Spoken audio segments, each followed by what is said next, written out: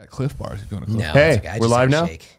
Cool. Lights mean live. We're now live. That's why they both start with L. Look at that. Making that So clear does licking. to, What if I to was people saying like something Fran. awful? If I ever lick you, that means we're live. Lick it live. They call leaping lizards. Lick it live. What a shirt. Good Man, Portillo Lord. shirt Can't from confirm Portillos.com. beautiful. That's right. I love So yeah, that. I went to Portillos.com and ordered my Secret Santa, his Portillos that was overdue, but I wanted to make sure he was going to be there. And then I went to the store and I was like, oh my god, they have new merch. Yeah. And if you think this shirt is something, everybody, let me go get the sweatshirt. Get it. And I'll get to the doorway and I'll say, everyone, please close your eyes. I will walk behind you. I will not touch you. Okay. And then I will ask you to turn around and we want your live reaction. I can't wait to see that because I'm a fan of the Portillos. So I'm looking forward to. I think I may have to double down on emulating you in regard to this shirt. We're getting Portillos tomorrow. No, yeah. that's not true. That's not true. Tomorrow's In Friday, 2 Tim. days. In 2 Saturday. days. We're going to Arizona, baby. That's right. Is that where the Hope meetup's to at? see or- you guys in Arizona. Yeah, that would be the Yeah. meetup at Portillos. It's at Portillo's, Yeah. of course. We're going on Saturday too. Woo! It's gotta be good. Indeed. Oh, that was freaking amazing. Whew. How you guys doing? My head is spinning. More like Kingdom Farts. Am I right? Kingdom Farts. I wouldn't Why fucking know. not? I wouldn't fucking know. Why? I didn't get to What? play it. Not gonna get to play it until it Wait, comes how'd out. you get to play it? I didn't. Oh. I just I know like some No people one have got ear- to fucking play it. I'm sure some people have early code. Doesn't IGN probably have early code? They had one. Oh, but they have This one. is crazy. Yeah, but nobody. Fucking crazy. Because spoilers, probably. But dude, they gave it to like 5 people. Yeah. What the hell, man? Yeah, they probably don't want spoilers getting out there. It's probably Japan. They're out there. They're out there already. Yes. all right. Close my eyes. Oh. Eyes closed. Okay. Eyes Greg's closed. gonna reveal. Keep All him right. close. I can't see a thing. Greg, lick him. I can't. No, wait. don't. Audience, this is an official Portillo sweatshirt. And can I open Jeremy my eyes Fran, yet? you are able to look at me now. Okay. Wow. Oh, that's great. That is fantastic. Yes. Look at that. That's how you do relish. got the mustard right there. right there, baby. That's, like That's the bright relish. green Portillo's relish. That cream. I like how at a glance, like anyone on the street's like, what the fuck? At first, you what are don't gonna get be it. wearing? But Most with me, important, right away, man. no ketchup because you don't want ketchup on the Chicago dog. Yes, man, that is a Let me see correct the back. Let me give me a twirl. Yeah, the back is where the Look pepper. at that. The back's spicy. It's so zoomed where it's in at. that you can't tell what it is. There's You no look pepper like on one of the the front. Attack Is there on a- Titan Is guys. there a pepper on the Like front? he doesn't even look like a Titan. No. Oh yeah, there it is. Wedged between the pickle and the. I love this sweatshirt because you can explain to people and use a point. This is a Chicago dog. Exactly. You can even see They're like, it's what's such- Chicago dog? You're like, It's such an. Why is it zoomed in this much that you can even see the celery salt on it? You know what I mean? you can see it digesting. You can see this. You could be eating all of this, ladies and gentlemen, in Arizona this Sunday. It's a monstrosity. Yes, So yes, Yes, exciting. we said. Yeah, very excited. Very happy with this purchase. Yeah. Dude, I'm When I say so purchase, they excited actually sent it to me. They didn't. I didn't. for this weekend. But yeah, for Arizona meet and greet, Royal Portillo's, Rumble, Royal Rumble. Tempe. So damn stoked about that. But also the meet and greet. This is the first meet and greet we've done since the relaunch. So that's Yeah. exciting stuff. Yeah, yeah. And also, it's just a meet and greet. Yeah, We don't need to It's go. the first time we've We done a don't- meet and greet with a lot of us in a long time. It's usually us on a little event. It's usually like some combination of me and you. I love this though. I mean, you guys gonna go eat some hot dogs. Go see some We're going to eat fans, them hot dogs. Hang out Yeah. with the best Yeah. friends. Now That's here's good what life. you need to do, Tim Gettys Mm-hmm. and everyone watching live. And Cool Greg and Kevin, you're already on this thread. I don't know if you saw it. We're starting shit with Daniel Bryan. I need you to go to my Twitter and go into my @replies. And I just started some shit with Daniel Bryan because Starting he's shit with insulting the sandwich they're selling at Rumble. Wait, who's Daniel? He's a wrestler. Oh, I figured. Kevin, can Yes, you yes. throw it up? Can you go? I do and like find wrestling, it, by the way. just to show actually his actual thing of him yelling at the Chase Field people about their overconsumption and disgusting thing. But we have to have a real, honest to God conversation if we're gonna eat this at the Rumble. Because this It looks looks like pretty dope. it looked pretty dope, but it's stadium food, Oh, I don't have any Yeah. so you know it's not gonna be dope. libations. Heads up. What do you want? I should probably. No, I'll go get it. Fine, fuck you, man. Trying to be your help. You know what I mean? You just God. want to show off that sweatshirt. You want to do. Just want to give myself some twirls. You want to do the twirl? So yeah. So throw this up there, okay. Kev. This is I responded to this, showed the audience. Yeah, you see me right there at the top. I need everybody to go. Well, that's Jared and Tim. I need you. Yeah, I mean, that could be us. I You need can show us everybody if you want. watching live to go here and yell and agree with me. You see my response. You're a joke, Brian. You sold out. But you see, if you click on the sandwich too, the sandwich. Thanks for tagging me. And Hey man, who's gonna eat with me at No, Royal yeah, I Rumble? mean, I'm You think 100% Tim's in. going? He's all like, I need to watch I'm my gonna scare figure. Paula when I eat this. True. I'm a special man. I don't know. Yeah, I have no I'm idea where I'm such a going with special this. man. I'm a special man. Now show me this thing again. Show me the thing. You're gonna put an 18-ounce pork bratwurst patty on a toasted onion roll. Please click on.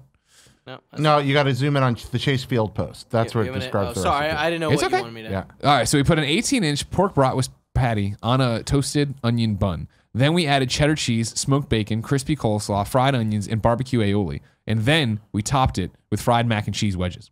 That seems like. Do you ever see the SNL thing where they just keep piling stuff on the burrito and they wrap it in a pizza and deep fry it and put it in the collectible bag? I feel like we have to do this. Thank you. Eat it? Yeah. Oh yeah. Yeah. Oh good. You're apologizing to Paula in advance, Kevin. I like that. Yeah, because she's not going to be a fan. Well, he's also coming at this from the vegetarian angle, right? Yeah. He's one of them hippy dippy dips. Well, no. I mean, he's coming at it because his whole angle now is like anti-consumerism, anti all this stuff. Mm-hmm. So I hope that he reads into my tweet that I'm playing along with the gimmick here. I'm not actually mad at him. You know what I mean? Yeah, Daniel, if you're watching this Patreon exclusive pre-show right now, I'm not mad at you. I just want you to comment to us. And then have us have a conversation, become best friends. I like that dude that just bursts through better this seats. wall like the Kool-Aid man and just slams you for this. Just like, Me too. I got do your like that pork too. rib right here. Oh yeah. Just, Here's a there. bratwurst patty. Yeah. Love that. Ignacio Rojas says, is Andrea on the show? Who has finished RE2? Andrea is not on the show today. I have finished RE2. I finished RE2. Did you finish both? No, but I beat Leon's story. That Oh, counts. Leon. fake gamer. I'm a fake gamer boy. I wanted to play other stuff. I could have committed to it, but I instead went and played 3 other games. Oh, coward. Beautiful. It's true. I'm a coward. Where are the coasters again? Up your ass. Tell him. Wow. Thinking it. Fucking That's A. why it itches. Oh, ew. Great response. They're very rough coasters. That's Fran, amazing. They're like Velcro. How infantile. Fran, Yes. have you ever considered just having a mustache? You know what's funny? I was streaming this morning, and Go that's on your what, mic. Go on your mic. I was streaming this morning, and somebody said, "Hey, Fran, answer you this should grow a mustache." There Yeah. we go. And then I did this, and I said, "Oh, I think I'd look really weird." You look awesome. You bet. Let me see. I think you look look at me. awesome. Do it. Do it live. Hold on. Give us a close up here. Let's I see can it. bring you a razor. We can easily send anyone to Walgreens right now and get a razor and shaving cream. No, it's done. Oh, no, you look great with a mustache. Yeah. We'll What get do a we think? camera, throw an SDI cable downstairs. I think I look very Oh, creepy. you look amazing. Yeah. So wait, Nah, then you Go look out. evil. it's hard Get to out do of the here. goatee because No, that's like Mirror Universe, Can't do it. Fran. That's I don't want the goatee. I like the mustache. I really wasn't intentionally growing a mustache. It's just been a little busy, and I'm like, I'll shave. How long does it take you to grow? I would assume like 2 days? no. I was gonna say like 10 days. Oh, really? Okay. Maybe. Okay. So probably still a while. Let's Well, because show it grows off. in and then it doesn't get too crazy after that. Yeah. It takes a while after that. So, Ignacio Rojas says you look scary. So I agree. I say we start a Twitter campaign. There's too many beards. I was Everyone not in the planning chat, on Please this. go Yeah. and tweet at him something. I was to do gonna with the shave this mustache. morning, but I was busy and Sure. dealing with it later. Dudes with Brought up. beards doing a podcast? Surely Weird not. thing. Not in the Yeah, video I game like it. industry. I like the thicker I know little lip it's- action going on. I know that's what I think It's people are seeing. so is this. Help convince him to get a mustache. Very We got dark him on the fence. He's on the fence. He mustachio. might come over. You would It's look black. dope. That would be some Freddie Mercury shit. I should get. You I should have do to the wear Dutch. the aviators though. Oh Yeah, my the whole God. time on the show. Oh my Yeah. God, that actually would look awesome, Yeah, but that'd be also amazing. scary. But like Oh, that that's good good. kind of Hide your wife. scary. You're I really think you'd look good with a mustache. Yeah, this thing is.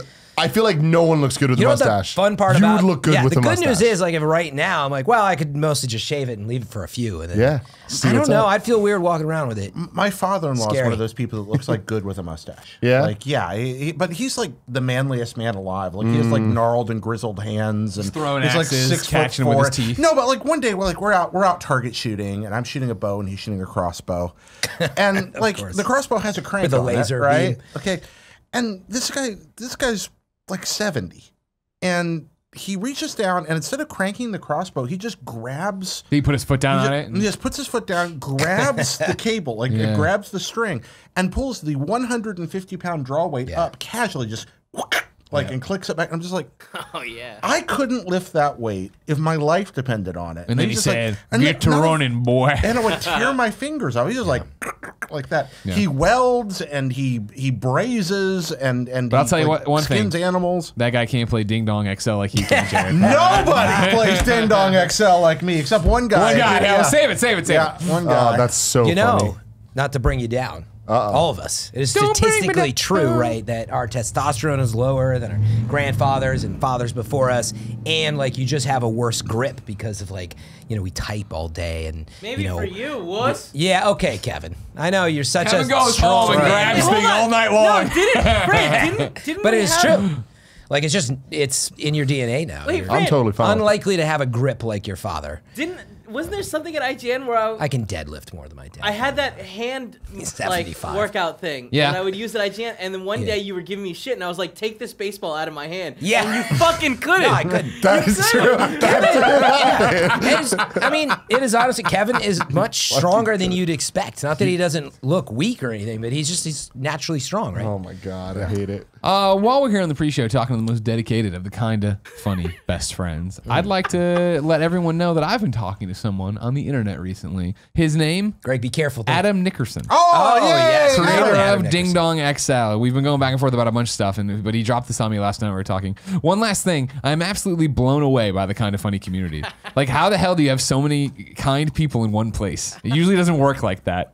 I'm sure you're all very proud of what you've created. Can't believe it's already been 4 years. And he goes on just to talk about how nice you all have been since He we started talking definitely about was Ding like Dong taken XL. aback. I don't know him very well, but we've been writing back and forth, and he just seems like the nicest dude. Yeah. Like he gives a really friendly vibe. I like him a lot. And man, that game. Jared, your recommendation brought great joy to that man. and Yeah, to where the was it community. last ranked on the App Store? Well, last I saw in Android, it was number 3 in paid apps, Really? and in iOS, it was like climbing the 20s. That's insane. The power dude. of the Kinda Funny Gamescast plus GameScoop. Yeah, and I mean, You guys. GameScoop, we Oh, really ought to GameScoop give talked credit. about It was it. originally like Damon, Sam and Damon, yeah, and right. Justin. Oh, that I'm not should going to do give this. Justin any credit. So, I refuse. I'm sorry. I draw the line there. Damon and Sam, great job. Yeah, but, Justin, stop trying to ride their coattails. no, I just couldn't. Once I picked it up, like Sam made a comment where we were sitting on the couch. He's like, he is not going to quit until he's better at you than the better at you guys. Yeah. And he was right. I sit in front of my computer at 2 a.m. just. Yeah, I played some, by the way. And The exciting life of Jared Petty. Yeah, let's save the ding dong for the Ding show. dong for the Hold show. on to your Ding Dong XL. Just a little bit Oh, longer. look at that! Hey, Double hold on a entendre. second. I just got an important email. What's that? Let's everybody watch Tim read his email. Breaking news. Hey, It's not ho, that come at the frog exciting, here. but is it exciting? Nobody Pre-show, knows. as we know, you might just break it in Yeah, who cares? Nobody cares. That's the thing is I got to figure out what I can. Yeah, I again. got- Totally the same thing again. Well, at least they're leading with it Yeah. instead of it. Instead of- They give me the press release I read. Yeah. There's no mention. Then there's like a post-it Yeah, note the at the last bottom. one we got like some sushi, Yeah. and then you read through it, and then Greg ate When we a ca- sushi, and in the sushi was like a piece of paper, and it was like surprise, the embargoes. Yeah, that when part together. I came off, the woman had emailed me like, "Hey, did you get the sushi?" I'm like, "We sure did. Thanks, it's on Gamescast." While was he's fine. It reading really this was. and while we're on sushi, I need to give you guys fair warning. So I drink like Oh, here we fucking go. 2 liters. of Burp Coke in the back. Zero Turn around and before burp. This, Oh, God, and I no ate Thai fish. food right before Turn that. around. You So, get up and you burp in the Do you have corner. curry yeah, fish burp? It's bad. I have like curry fish burp. That's nasty. It wasn't curry. It was lard. We're gonna but miss you, Jared. duck and Larb onion. is pretty funky. smelling. duck and onion burp. He said dung for a second too. It's scary. Dump. You got that dump voice. Yeah. Breath. Larb is delicious. What is it? It's ground pork? Oh well, I had it with duck. You can get it with ground. Yeah. It's like a ground meat on a salad. Yeah, with, it's effectively what's like the funkiness it's like an from? onion and chili salad. Onion and with chili. meat. Yeah, but there's it's- something else like a Well, there's spice mint in that's- it, and it's just the a lot of- chatter It's Kev. delicious. little Kevin. lime. Fucking Kevin sitting over there playing. Are you playing Ding Dong? Oh yeah. Playing Ding Dong XL on his phone with his headphones on, leaning back like he normally does. I look over at him and I hear music playing, and I'm like, I give him a look of like, what's that? He gives me a look of like, what's that? Takes the headphones off, then realizes it's his own phone, like a fucking turd. You're a turd. There's a famous Thank you. old IGN story that was like that. I was packing for E3, and Doug Perry, very few people would remember, Greg would. I remember Doug Perry. Packing for E3. And I'm like loading up workstations, and all of a sudden it's like freaking Beatles or Led Zeppelin, like blaring, like so loud. And I like walk around the cubicles, and of course it's coming from like Doug Perry's desk, and it's booming, but he's got his headphones on, and he's just like cranked in, writing, and I'm like, Doug, and he just can't hear me because it's blaring the whole office. I'm like, Doug, he's like, what? You know? And I'm like, it's not coming from your headphones. He thought it was like in his headphones, Yeah, and it's that's awesome. blaring over the That's whole office. so funny. Have I ever told you guys the Nickelback Ghost in the Machine story? No. No, I remember that. You remember? You No, I would would. He remember would that. remember that. Yeah, so one night I'm staying late at IGN. I'm capturing footage for a feature that I'm working on, and I'm capturing from Mortal Kombat 1, 2, and 3, like on Xbox. I think it was on 360. So I'm late. I capture a couple hours of footage. I'm getting a bunch of fatalities for this thing. And I put them on a hard drive, drop them on Destin's desk, and off I go. And the about next day, about 11, Destin walks over to, Destin Liguri from IGN, walks over in the most Destin way possible. It's just like, what's wrong with your footage? And I was like, what do you mean? It's like, This is a great Destin impression. And I'm not joking. It's very like it's like there's Coldplay. I was like, what? So I walked over to his desk. I had You captured your playlist? no, not Coldplay. I said Nickelback. I was like, yeah. Nickelback. Sorry. For some reason, and to this day, I have not figured out what caused this. I have a theory now, but I had like 2 hours of Mortal Kombat 1, 2, and 3 footage with no sound except Nickelback. One Nickelback song playing in an endless loop over and over and over. What's your theory? How'd it happen?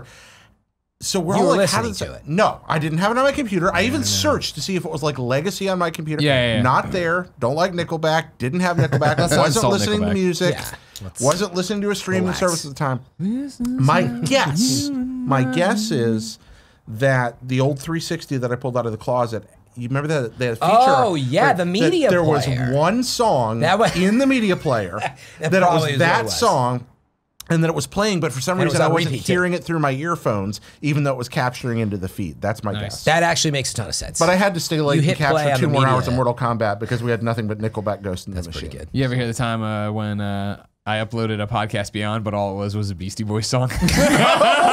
How did that happen? It was we did podcast Beyond. It was right before the Christmas party. Like it was like Yeah. the night of the Christmas party.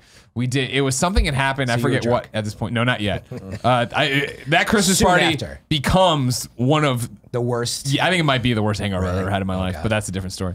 This one was that, something had happened that morning. We were just about to do Beyond. We did Beyond, so we felt like we fucking crushed it. We uploaded it, but of course, for whatever reason, through the back end of Libsyn, it only uploaded half the podcast, and it was something like there was an exporting error and all this stuff. So then I tried to read it, and it kept failing, and it was like, what is going on? Is it a size limit? Is this? Yeah, So I corrupt file, Lord knows. started sending through different tests. And I grabbed just a Beastie Boys song and sent it through, and it was like, okay, that works. Then we did the other thing. We figured out what it was, and I had to go. It was like I thought everything was I fine. escalated to like Geniac. Like it was like I had to go deep in to figure out what the hell was going on. Engineering. And it was like, okay, cool. And we did it. And for some reason, the only one of the things that took was the Beastie Boys song. Oh, so I got home and like getting dressed for the Christmas party, and somebody's like, I just downloaded Podcast Beyond episode whatever, the 211, and it's just I gotta tell you, it's a Beastie Boys Beastie song. Boys song off Intergalactic. the hype. Yeah, that people- exactly. when it was, Yeah. they must have been like, oh Yeah, my yeah, God. yeah. And then they realized it was just the song. That's Still awesome. Beautiful. Friend, I'm gonna need your help with this one. Okay. Because this is one of my favorite stories of not knowing where audio is coming from, but I don't remember the details. I hope I remember.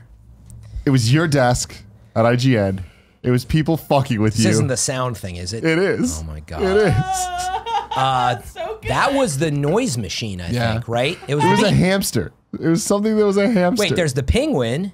Okay, wait. There was the here comes the snowman, the chilly, chilly snowman. That was like a toy that people would put in places, and when you clap, we'd put it in rafters, and Yeah. so sometimes you wouldn't know, and you'd walk over to someone, and you'd just be like, and then it'd be like, bum, bum, bum, bum. Greg, you remember remember that. the penguin, That was yeah. a chilly, chilly snowman. Was it that or There was the one where they Chris took your wall Ostertag? apart. Yeah, Ostertag took your wall apart. So and put a that is speaker probably in what it. you remember. And this actually culminates in an awesome revenge story.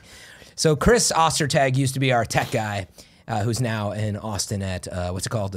Austin City Limits. City Limits. Amazing. Anyway, he put one of these little chirping noise machines. Actually, it wasn't music, and it'd be like you'd be working here like, beep. But it was very hard to detect because it would go so fast. It was a hamster, right? No, not the hamster. The hamster thing. I don't. It was like it was a toy hamster that chirped.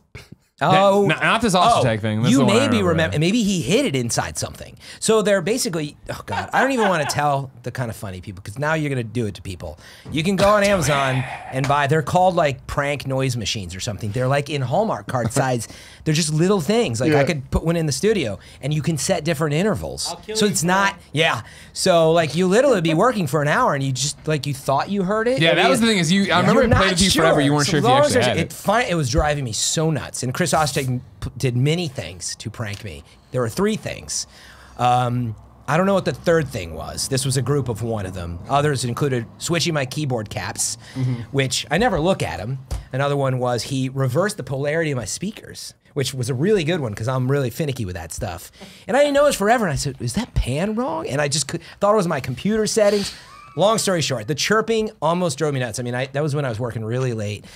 be 10 p.m. Like, where is it coming from? And it was in the walls, and there were multiple, I found out. It's like Cthulhu, and you're like, it's in the wall. So this loud, super high-pitched chirp. The best part, though, is I went to his wedding. And I decided it would be a good idea to put one of those prank chirping noise things in their wedding gift. So in a candle underneath like this gift candle, Nice, I got like Great. bathroom stuff and buried it in there. And the worst part that it turns out, so we had a great time at his wedding and reception. that was a really and good they part. lived together. They sent the gifts home with his parents. And so mom and dad are trying to sleep. And they had this pile of gifts in the closet. And apparently they got so fed up in the middle of the night, they buried it and stuff and they could not figure it out. Oh my and Chris got the God. call the next day and he's like, oh no. He knew right away. So I didn't prank him, but it kind of got him. You got That's great. That's good. That's Got what he beautiful. deserved. Yeah. Ruin your family. This is a dumb young Tim and Alfredo story. I think I've told this before on Game of Grady show, but in high school we were in our biology class. We had this teacher that was like, I don't know, 70 years old. All right, Probably And was 30, but back then you just... No. Like he was old. He was old, and he had this the Casio watch. Oh, yeah. That with the calculator on it. with all the Yes. stuff, but To it was play music. digital. It was digital, and every day he would like to know what segment he was in the class The or whatever. alarm. It was timed, so like every like 15 minutes or whatever, it would go like beep beep, and like he'd be oh okay we're doing this or whatever, just keep moving on. Me and Alfredo bought the same watch he had, and we were in the front of the class, and we would just fucking like we would He's never old, do so it it makes too me feel much. really bad. yeah. Yeah, it was just like we would just beep it at different times, and he would just not understand what was going on. And we started doing it just like once a week, but it got to the point that everyone in the class knew that it was us doing it, and like we would just be fucking beeping it, and he'd be You guys are freaking out. terrible. It was so funny and No, so I- fucked up. When but- I was an IT guy a long time ago, before people were used to things like VNC and even knew it existed, the chicanery you could pull on people you loved by taking over their desktops when they didn't know sure. you had the power to do it remotely yeah. was truly beautiful. Oh, I mean, you did it remotely. Oh, yeah. Props on you. Oh, yeah. I yeah. see. I thought you meant just like logging in and changing it. Why You're am remotely. No, I'm changing it. talking about sitting like in my office 2 buildings Yeah. away and just like suddenly like causing spontaneous things to start happening on friends' desktops and then trying to figure out what the my heck's going favorite on. story about that, and then we'll get to the actual Gamescast, is We just do this for the rest. Gia and I were here for some reason on the weekend. We came in to like I had to get something. Make like, it out, you perverts. Come on, be honest. I come in and like I had to like pick up a hard drive or whatever, and I was like looking for it, bet and so you I go into Kevin's little nook that It's he an has. office. It's an office. Kevin's office, and I'm looking around for this hard drive, and I see the desktop turn on, and then I see the cursor start moving, and Gia's like, "What the fuck's happening?" Because it's and I was like, "Oh my god, Kevin knows we're here," because Kevin gets notified whenever somebody comes Enters in and the enters office, yeah. the office. So he's like, I was like, Kevin knows that we're here. And then I see him go to really? try to like turn on audio things. And I'm like, oh my God, he's trying to communicate with us. And it was just such a fucking unreal thing. He couldn't get that to work. So he opened up Microsoft Paint and he just wrote, hi. It was awesome. First of all, Is that it was. I opened up VLC and switched on to my webcam on the laptop so I could see you guys. Oh, And then that's you guys scary. started waving. So then I opened up, I don't know, a text file and just wrote, "Hey." It was so funny. That's adorable and terrifying. It just every once in a while someone will come in at like Thursday in the middle of the night and it's like, wait, what? That's not normal. So it's important to make sure I'm not. You're we're just not getting hoping robbed. and keep it on hoping to lockdown. catch your You don't know where coworkers he's got banging. I cameras. understand. I know. Oh man. All right, ladies and gentlemen, let's get to the Kind of Funny Gamescast. Never heard of it. Let me know when you're good. BKD. Whenever you're ready. Cool. Also, sorry. Fucking hate him so much. I hate him so god. I'm gonna run out much. for a second. I'm gonna have Bear take over. Okay. Just a heads up for you. Okay. All right, go ahead. Huh? But just real quick, that one is just about I know. Yeah, I'm well aware. so much fun.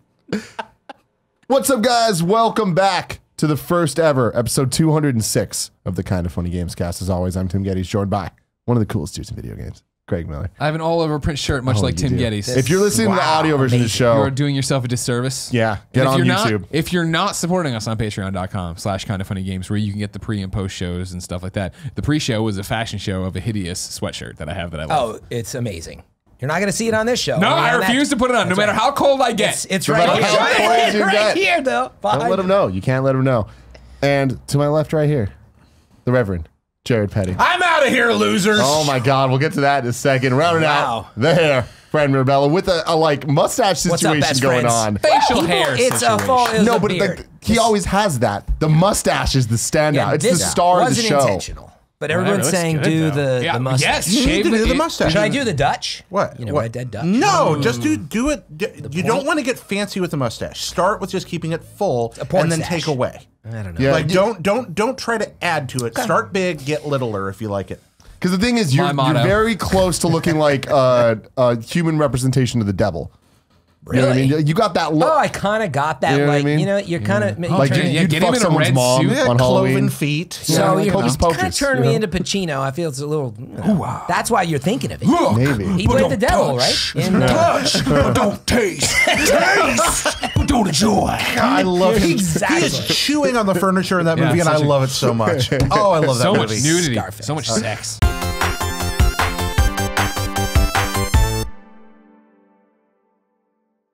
Ladies and gentlemen, this is the Kind of Funny Gamescast each and every week right here on youtube.com/kindoffunnygames. We get together, talk about video games, all the things that we love about them. You can get the show for free as a podcast on podcast services. Just search for Kind of Funny Gamescast or on YouTube, youtube.com/kindoffunnygames on Mondays at 6 a.m. Pacific time.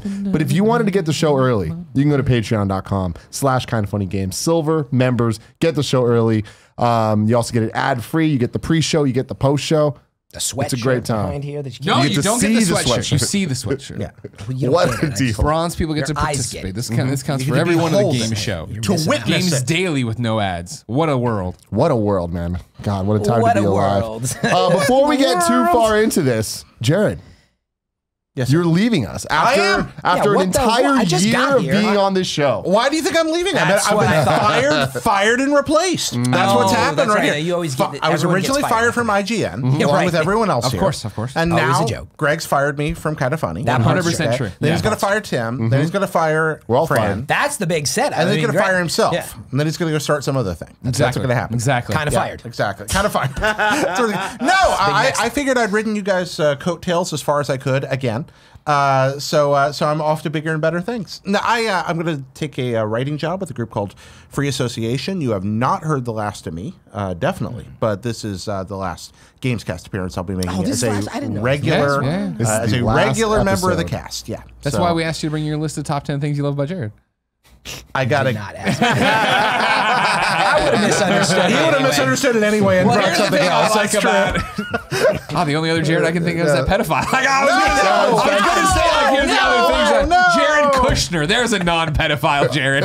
Jared Leto? Like, There you go, too. Jared. I went to the Joker. I just couldn't think of him.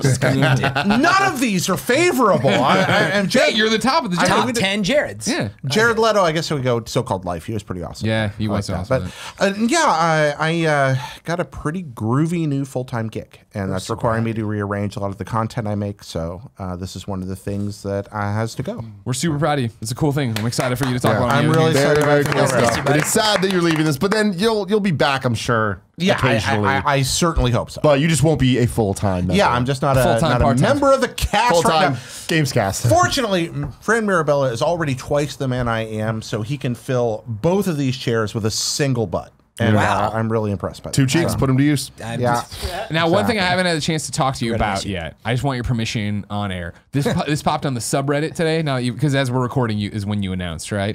What got posted is that they, you know how it's debatable with Jared Petty. Yeah. They want to rename it Debatable without Jared Petty. Okay, I'm fine with that. And I want the logo to come in with a big like Ghostbusters no symbol through your face and come back. You know what? If you want to Starts be with it's available like- without Jared Petty, that's fine by me. I We'll don't see know. what we rename it. Yeah, right? I have no problem the with intro that. should escalate in how his name like blows up, and it just keeps getting worse. Obviously, Jared's been a huge part of Kind of Funny for the last year. Thank you very much for everything that you've done and will continue to do. Yeah, a whole year. Here, You got the here. entire year in there. I mean, when y'all brought me in, obviously I was coming off a tremendous transition. My life had upended in the most spectacularly painful, strange way possible. And y'all really just gave me, I went from one of the worst hours of my life to one of the best years of my life. Thanks There to you go. y'all. And hopefully next year's better. I have never enjoyed anything more than doing Gamescast. I love this. It's Absolutely been love fun. it. Wish I could say the same. No, I'm just kidding. I love it. For We're gonna all miss for you, all man. of the other shows that you're on, you will no longer be on Games Daily either. Yeah, I'm no longer at Games Daily. There's a Monday episode of Games Daily. One final That'll be Games my Daily. final. Yeah, last debatable. ride. We're gonna figure out. We'll keep you guys updated on what we decide Yeah. with that. And Yeah, you're then- pretty much no, screwed no, on this- debatable because, Yeah. No Jared. I can't Yeah. record anymore. Yeah, so we'll no figure it Jared out. though. We'll figure it So- out. But yeah, that's you haven't pretty seen much the it. last of me. But then in terms of like the other stuff, pockets and all your hot flip jump stuff. I've got to put the easiest way to do it. I got a little video on YouTube, but the main way to find out, and I hate drawing people to a Patreon on a day I'm quitting my job, but that's where the notice is right now because I wanted the people that back me to understand exactly what I'm doing. Red Dead Radio's over. Final episode of that will go up next week. We'll finish that. I had a Are lot you of fun finally doing ready that to show. admit the game isn't as good as you? Oh, I love that. I love that game. Didn't know if you're gonna stop lying now. Right? I've said this many times, but that game was made for me. Like they just reached into my mind. It's It like, was so good you left the industry after. It's like that's part of so it. good. That would be better. but Swan yeah, Red Dead Radio's over. I'll still do pockets. I'll still do some other things. Actually, I've been. I'm hoping to keep doing this just for fun. I've started streaming. I'm rebuilding my games collection one game at a time. And so I started streaming these old games as I rebuild them. Like, oh, here's the new game I got this week. Here's what it is. Here's why I care about it. Here's why I bought it. Here's why I keep it and play it. Cool. And that's called Recollection. I think I'll still keep doing that. I think it's a lot I of like fun. that Good one. name. Yeah, and That's a that's solid just something I'm going to do for fun for a while, I think. And I thought about some other things, definitely, but you can get the whole list there. So that's Cool. it. Exciting stuff. Patreon.com/Jared. Pay attention to Jared. Now get into the games. Pay attention to Jared. Fran, Yes, sir. you played some pretty cool shit recently. You guys been busy. I got to play some stuff. Would you please tell us about Anthem? Oh my God. Perfect timing because the embargo was just up hours ago. I got to go down to EA. I got to play the demo early, so by the time everybody hears this, you'll get to play the VIP demo if you pre-ordered or you're part of the Premier subscription service. But I actually got to play the very beginning of the game with the full game. Got to play the opening missions and all that. And you know, if you reflect back on, we were talking about Anthem, it is my most anticipated game that I talked on here. But my reservation was a lot of what I've seen is kind of flying around that open world and I don't know, big enemies that take a while to take down. I thought it might be, who knows, too much of that. I'm relieved to say that there is a lot of depth. Really? There's absolutely story in there. It's a BioWare game. We didn't get to go too far into that. It's polished, man. I got to play classes at the depth that I never had, but just the amount of things you can do to buff and create these loops between characters in terms of, let's say you're using a gun that refills your RB ability. You also, unlike a game like Destiny, I think a lot of people think of it like Destiny, where it's you've got these multiple classes and I gotta choose. But it opened my eyes to, I'm like, no, it's not that at all. It is a BioWare RPG, action RPG in the third person, and you progress to unlock all your javelins. You unlock them at 2, 8, 16, and 28 in whatever order you want. So you get to choose, but once you unlock them, you can swap between all your javelins. And even better, it's not like the javelins just come with big missile, this gun. It's not locked. So you have support abilities and different R and LB abilities, for lack of a better way to put it, you can customize. And so, and maybe end on illustrating, I kind of got hooked in right away to doing my combos with a certain LB and RB kind of ability. So I'd toss like an acid smoke nade, and then you go in for the melee, that builds your super up, and you create this loop. I made the mistake of changing that out in the next thing I went to. I was like, wait, I'm not getting these combos anymore. I had cluster bombs and ninja stars or whatever. I was playing on the Interceptor. This sounds So awesome. I know, and I know I'm moving a million miles a minute. I played like a lot of it, and I talked about it all this morning on stream during the embargo. But I'm really excited if you like that type of progression. I can't say how long it's going to last, but I'm feeling from, yes, it was always my most anticipated because it scratches an itch, to I'm pumped. And it has just that polish, man, of a BioWare game. It feels great, and I think the story is going to be there. There's story choices to make. I don't know what impact they have, but I'm just stoked. It's a really good looking game, and yeah. The thing I'm most excited about is the feel of the game because, like we've talked Iron about Man. a lot where with God of War, you feel like Thor throwing Yes. the hammer when it comes back to you. And it's like, that was one of the most unique video game feelings I've ever had. This looks like Iron Man. Does it feel like Iron Man? I think so. That's what I Yeah? kept saying to you guys is when you pick up the controller and you engage your jets, so you jump in the air and you and you start flying, it feels so cool. And I love playing with the controller, even on the PC, as much as I love very precise aiming. Fuck you, PC. But, I mean, the PC is amazing. It probably runs at 60, and the consoles, I think, are locked at 30, and just saying. But, man, when you engage, and even better, when you jump, you get that little rumble. You can feel the boosters at every moment. And so, for example, I was playing as an interceptor, which is like that very sleek, hunter-looking ninja class. And so it has a triple jump, so you're like boosts, and then in midair you can like stop your boost, and it also has like this triple boost dash thing that you can dodge with. So you're like triple jump, boost, stop, dash, and it's just so mobile. And so I've been loving that class. But then meanwhile, you can go play a storm, and you've got this, you know, shield bubble around you. You're just floating with a cape. It's incredible looking, and the powers are so cool. So I've only got a taste of it. It really does depend on the depth, but as you can tell, I'm really excited now. Did the story seem interesting? Starting it from the beginning, playing through that? Yeah. It does. You know, I can't give away anything, and I would not want to spoil anything, but it has that normal progression of like, something's really wrong in this world. These things are sort of trying to take over. You are kind of this, you're basically a lost superhero. You're kind of like a, I don't know the best example. That sounds really good. Yeah. That sounds really good. The cape sounds really good. So basically, yeah, freelancers, if everybody didn't know, they're basically this hero that everybody would turn to. And you were a freelancer, oh my God, you know, the glory days. Sure. But now the whole world's like worn down and freelancers get no respect. But Fucking, you want to they return forgot to that of glory. us in the Great and now, War. yeah, there's some trouble. You still get treated like crap. Presumably you return to glory as you hopefully save the world. But it has all that going on. And you know BioWare, they do such a good job with writing and the dialogue. I can say compared to other games that are out there, I don't think there's going to be anything that combines all of this that does it at the level that I've been seeing. So That sounds awesome. I'm excited. You guys hopefully pre-ordered it, and you're not going to be able to play it this weekend. I got the guess, beta unless you access, get yeah. home by Sunday, or no, you don't. No. Oh, you have tomorrow though. get Friday. Try it tomorrow if you have time. there's nothing just going for on. a few. But there's an open demo the following week, so if you're still not sure on it, and I'm not trying to sell you on it. How much did they pay you? Exactly. They have not paid me anything. I'm just excited. But there's an open demo in a week. Everybody can try it a week from now. So you might just want to wait and check And that what out. we're this is a February 22nd. February 22nd Yeah, release. okay. There's actually, I did get to play Endgame. I can't talk about it.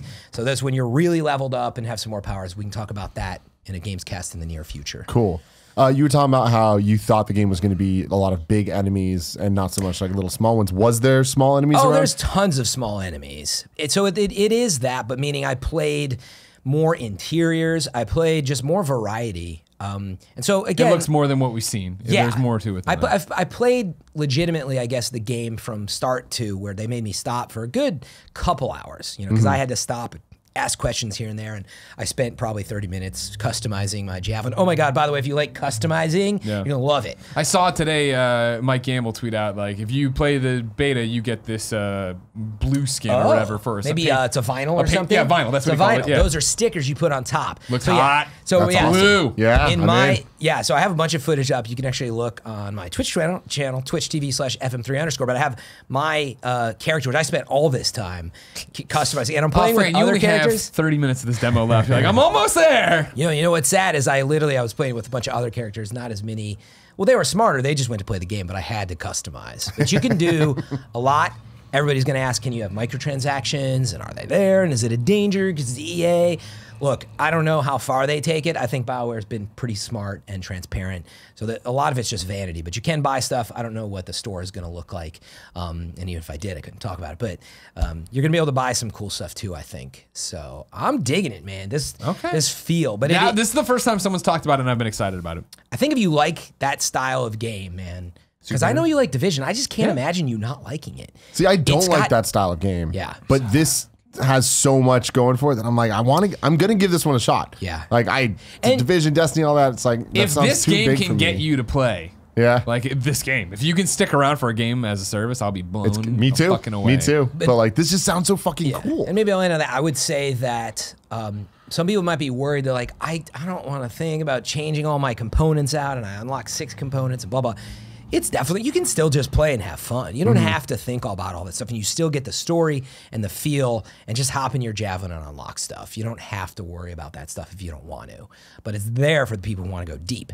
And by the way, it's got different levels of difficulty, so if you go in and play, I think you can start day one on hard. I would recommend that if you play as a team, and you should play as a team, because I think you're going to get, like I did this with God of War, but I really felt rewarded by choosing exactly what I need, not just choosing whatever because it's all easy. So what I was going to say is you unlock, I think it's called Grandmaster, and there's 3 levels of that. So it can get super difficult if you're into that. And I think there's going to be some players that are. So I'm stoked about it. It sounds awesome. But hey, cool. VIP demo this week, and I mean, I can't wait to hear from the Kind of Funny fam and what do they think of it, and you guys whenever you get your hands on it. And then also, Fran, Yes. you played Far Cry New Dawn. Yes. So full transparency, I never beat Far Cry 5, but I Did did anyone? play a few hours. I was going to ask, did anyone at this table play a lot of it or beat it? I played beat it, but it. I fell out of it. So yeah. we maybe aren't the best experts for that, but I do know enough about it. It's open world, you know, a bit of that post-apocalyptic feel. The big change with this one is highly fluorescent. It's got the super bloom is what they call it. That's a real thing that can happen potentially, is that suddenly there's a super bloom with all this color. So it's a same map, but slightly transformed. And I would also really point out, it's not a full $60 game, right? So it's not a DLC, but you recognize that, look, we did take the same map. It's a lot of the same gameplay feel. And what I would say to players are, if you liked Far Cry 5, you're really going to like this. New missions, new weapons. It's got new things to do. One of the things you do is go to these outposts and you take them over.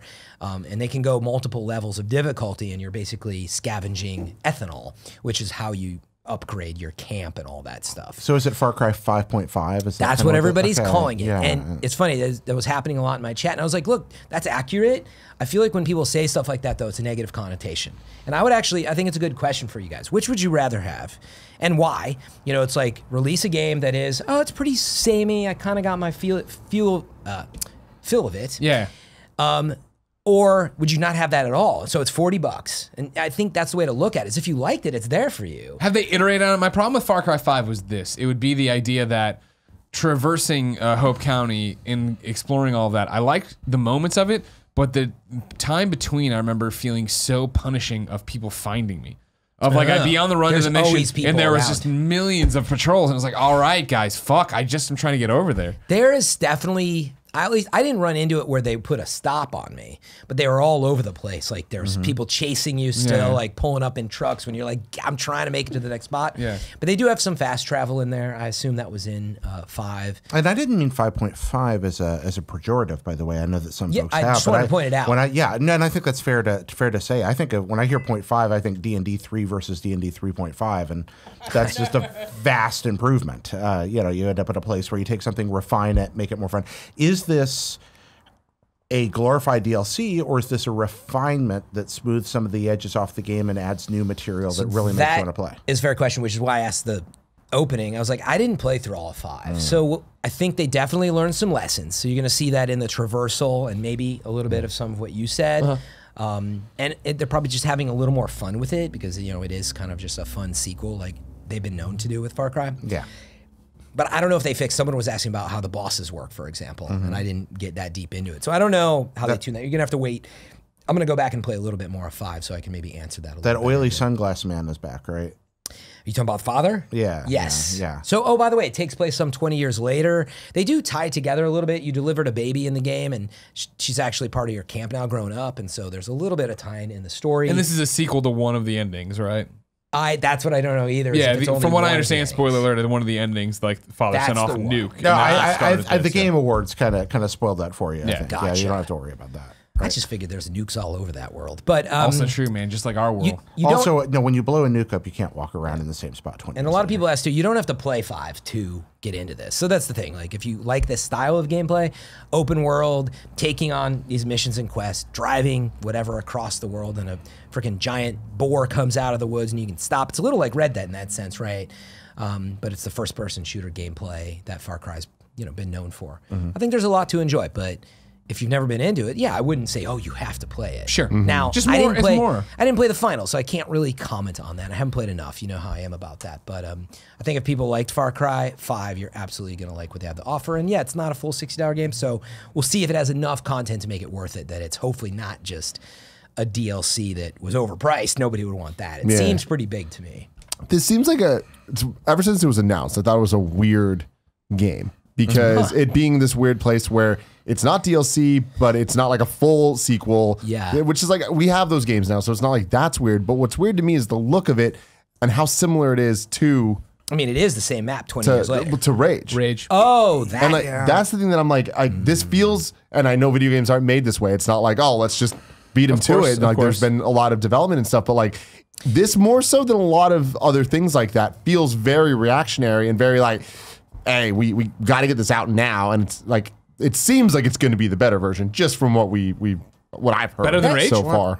Yeah. Okay. Oh, you think Far Cry New Dawn's going to be better than Rage? Yeah. Interesting. I'd be willing to bet. I don't know this at all. There's no inside knowledge here, but my suspicion is that this was probably used internally to help argue for the way they were building Far Cry 5 and some of the budgeting to be like, well, we can't make it a game as a service exactly, so we can double dip on the map. we can though. double dip Yeah, on the yeah. map, and that helped it get through development and get the resources needed to get the game made internally. That would be my guess. But And by the way, I'll go on record. I'll take a bet if you want of $1 whole that I think Metacritic wise, I think Rage will do better than Far Cry.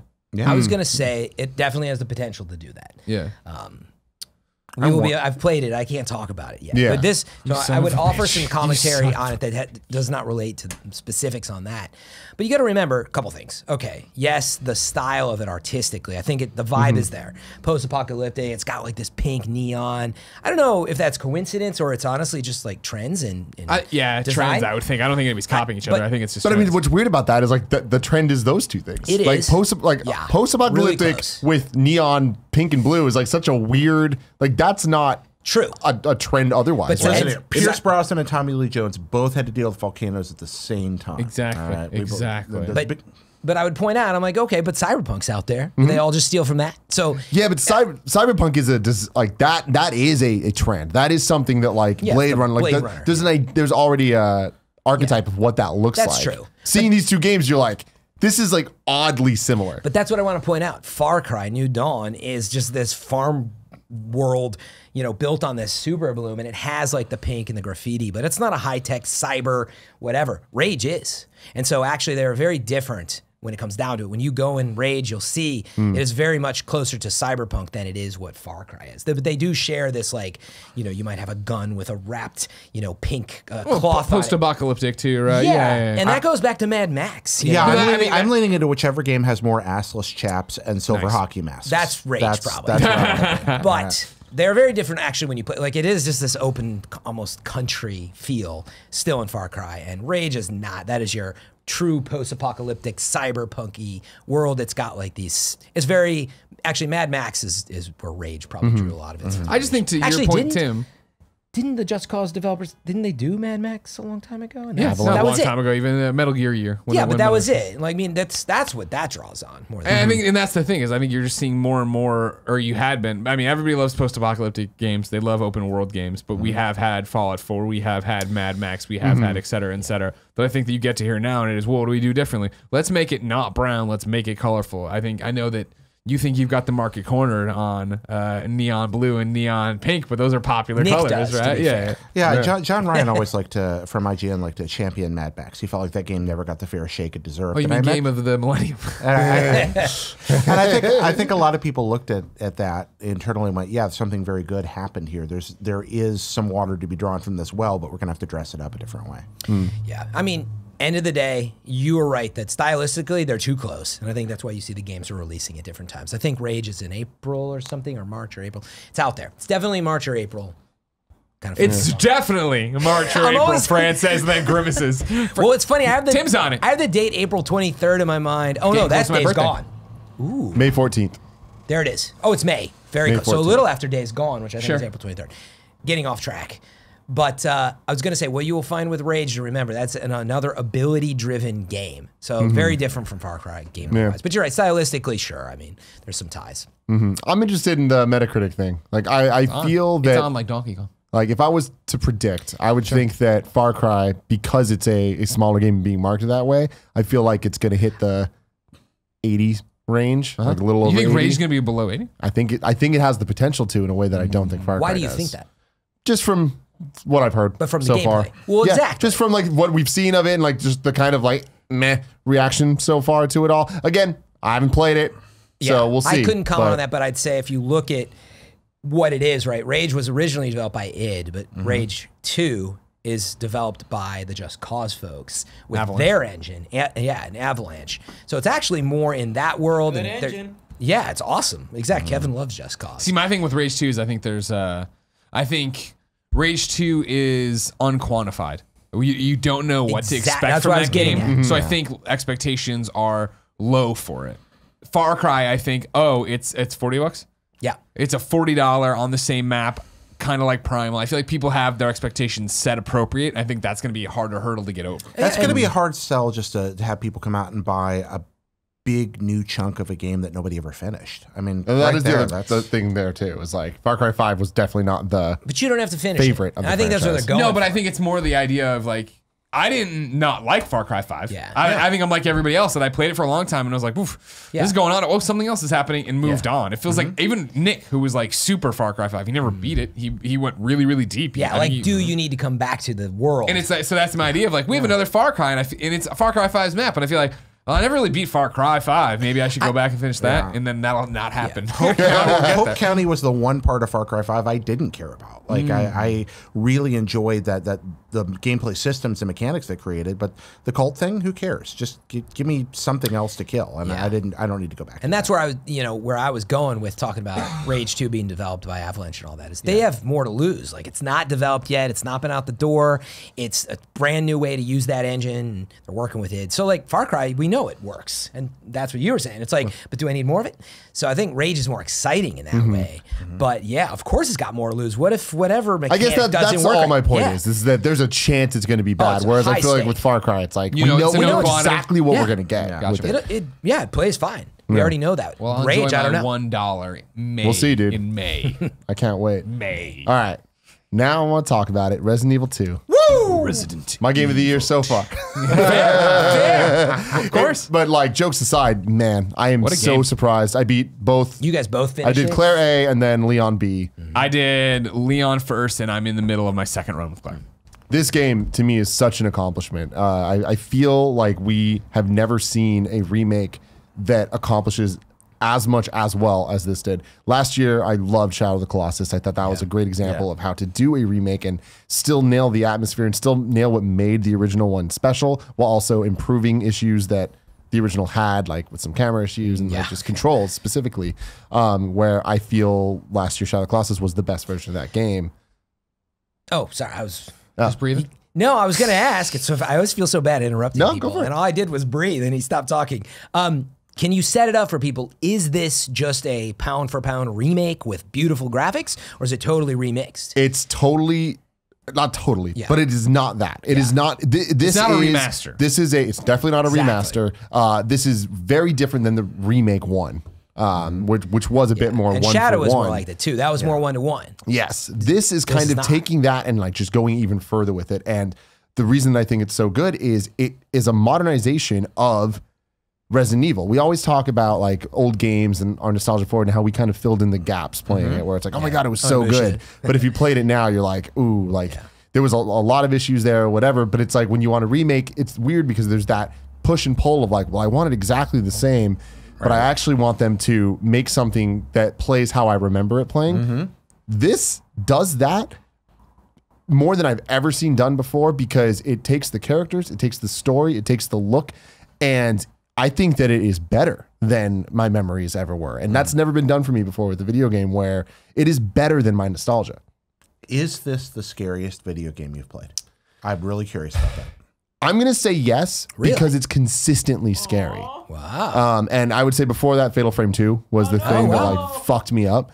But Resident Evil 2, this one, they made so many wise decisions where the scares come from gameplay. The scares don't come from story scares. elements and they're jump scares. There are but they're- jump scares, though. But I it's- mean, like my thing, not when just we've that. talked privately about it, like before this, I would say the scariest game I've played would be Resident Evil 7 in VR. Right. Where it was like I felt and I'd be Yes. chased and I know I'm gonna come around that corner and blah blah. This one is scary in what you had predicted, Jared. Like it's scary because fuck, I am down to my last 3 bullets and there's one zombie coming at me and I don't know what's on the other side of him and on the other side do of I the do? door. So I don't want to use it, but he's right there. Do I have a knife? Like that.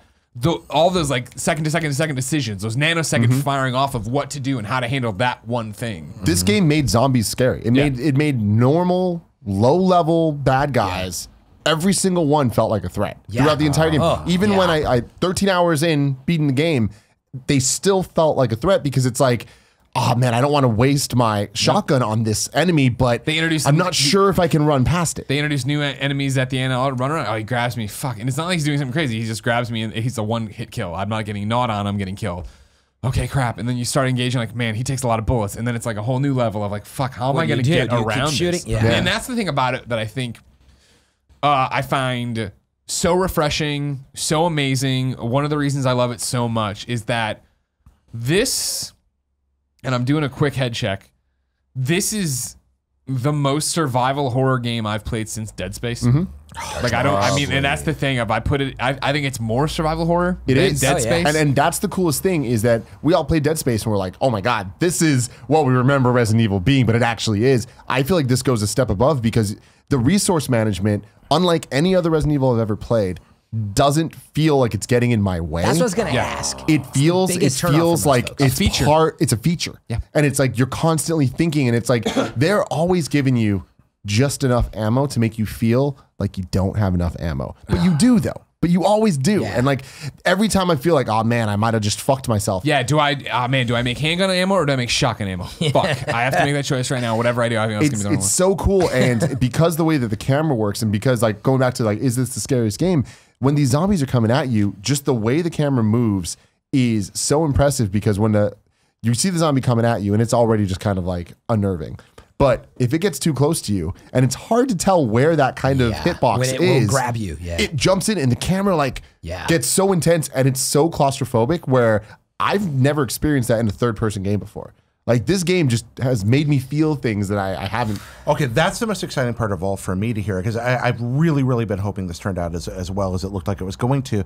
There's an old episode of Retronauts back when they were at 1UP where they defined survival horror for the purpose of their discussion as a game where a sense of dread is an essential gameplay element. Yeah. That actually affects how you play the game. Was it screwing with your decision making? Definitely, because that's where the resource management comes into play. But then also on top of that, I think that the visuals go so far. Like the decisions made, the RE engine that we first saw in Resident Evil 7 was like a game changer. You know, it's just like the way that everyone's faces look. The facial animations were amazing. But it's still fucking creepy because they don't look real. Yeah. But it's like they have a unique look to it, and that carries over into this game. But I was reading an interview that the director said, and it sounds funny every time I say this because it sounds nasty because I'm me. But it's like they really designed the game around the ideas of shadows and wetness. So everything looks wet, and it's not like a metallic like sheen. It's like everything reflects with the lights and with shadows, and that makes every single hallway scary, even if there's not a zombie in it, because everything has movement, but it feels like it's real and correct. Like that's what it would be in real life. So your eyes are just darting all over the screen constantly because you're looking for movement. Yeah. Oh. It is a little hyper real. Yeah, so that was where I landed. I played it for about 45 minutes, and I decided, because it's all under embargo, you guys were finishing it so you could talk about it in full on the show. I was like, nope, I want to play this on stream. I want the crap scared out of me. I'm actually going to play tonight. I played it in that time, and I was like, this is the game that they always dreamt of. Yep. They took so much care. Like the opening credits, it's unreal how much care. This is not, that was what stuck out to me more than anything. Like it's not just some remake of an old thing and they needed to get something out because 7 was out and they're built. This is what you said too, I think, or one of you did, where this is what they wanted survival horror to be. 7 absolutely captures it in its own way as a first person, but man, they nailed the third person out with the camera work. And I thought going back to the puzzles might feel cheesy and stuff, but no, I actually really like it again. I don't know how that plays out. They're different puzzles. I mean, like that's the thing is like, it's this is the game they wanted to make, but I think more than that, this is the game they wanted to make, but also the game that they wanted to make now. It's not the game they wanted to make in 1998 or whatever it was. Sorry, go ahead. Go for it. I think a pertinent thing is to bring from Games Daily today, where a person wrote in, he's like, I'm a Resident Evil fanboy. Why are so many people in their reviews saying that they love the game, but they wish Capcom did more, right? And they're referring specifically to like the second story being so similar to the first story, right? And my response to it was, the rest of the game feels so modern and concurrent, where if you jumped in and played this game, I feel like, not knowing it was a remake, you would think this is a AAA. They put it out right now. They know what they're doing. There's a specialized tone. It's this, that, and the other. It hits on those levels. And again, for me, like where tank controls turned me off in the old days, also did the, what is this map? I feel overwhelmed by shit. And the quality of life fixes here of having the map and having it be like, oh, you don't have any room, but you know, now that you've looked at the bullets are on the map. So you can fuck off and do whatever the hell you want to. And then when you are low on bullets, be like, shit, okay, downstairs, go do this, run through that. And your sense of dread, right? The amount of times I was doing the, like I'm really there, of like, okay, I gotta run out, go right, go left, go. I know that there's usually a liquor there. Are you ready? Let's go. Right? And you just do it, you run, right? Bringing up the liquor. Psych yourself up, 'cause you're gonna Bringing get up the eaten. liquor there, it's like, I feel this game is impeccably paced from enemy perspective, because it's like every time, like the moment you start getting comfortable, they'll introduce something new that you're just like, fuck Tyrant.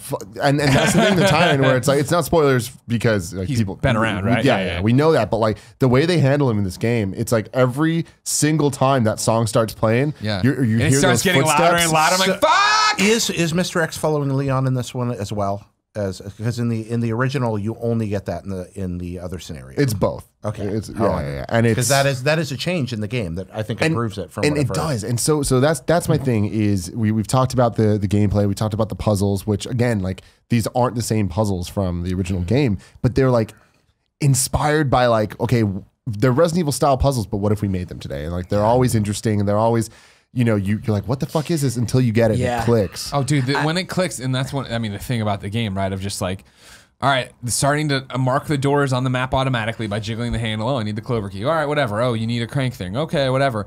And when you get those moments that aren't aha moments because they're not puzzles, but it is the idea of like you finally like, all right, I got to investigate this room or this one thing, or it isn't clear, and you get there and you find it, and you do find the handle, and you're like, awesome. Now I know that it's on the map. I need to go here, do this, which then opens up the next thing, which will lead to the key.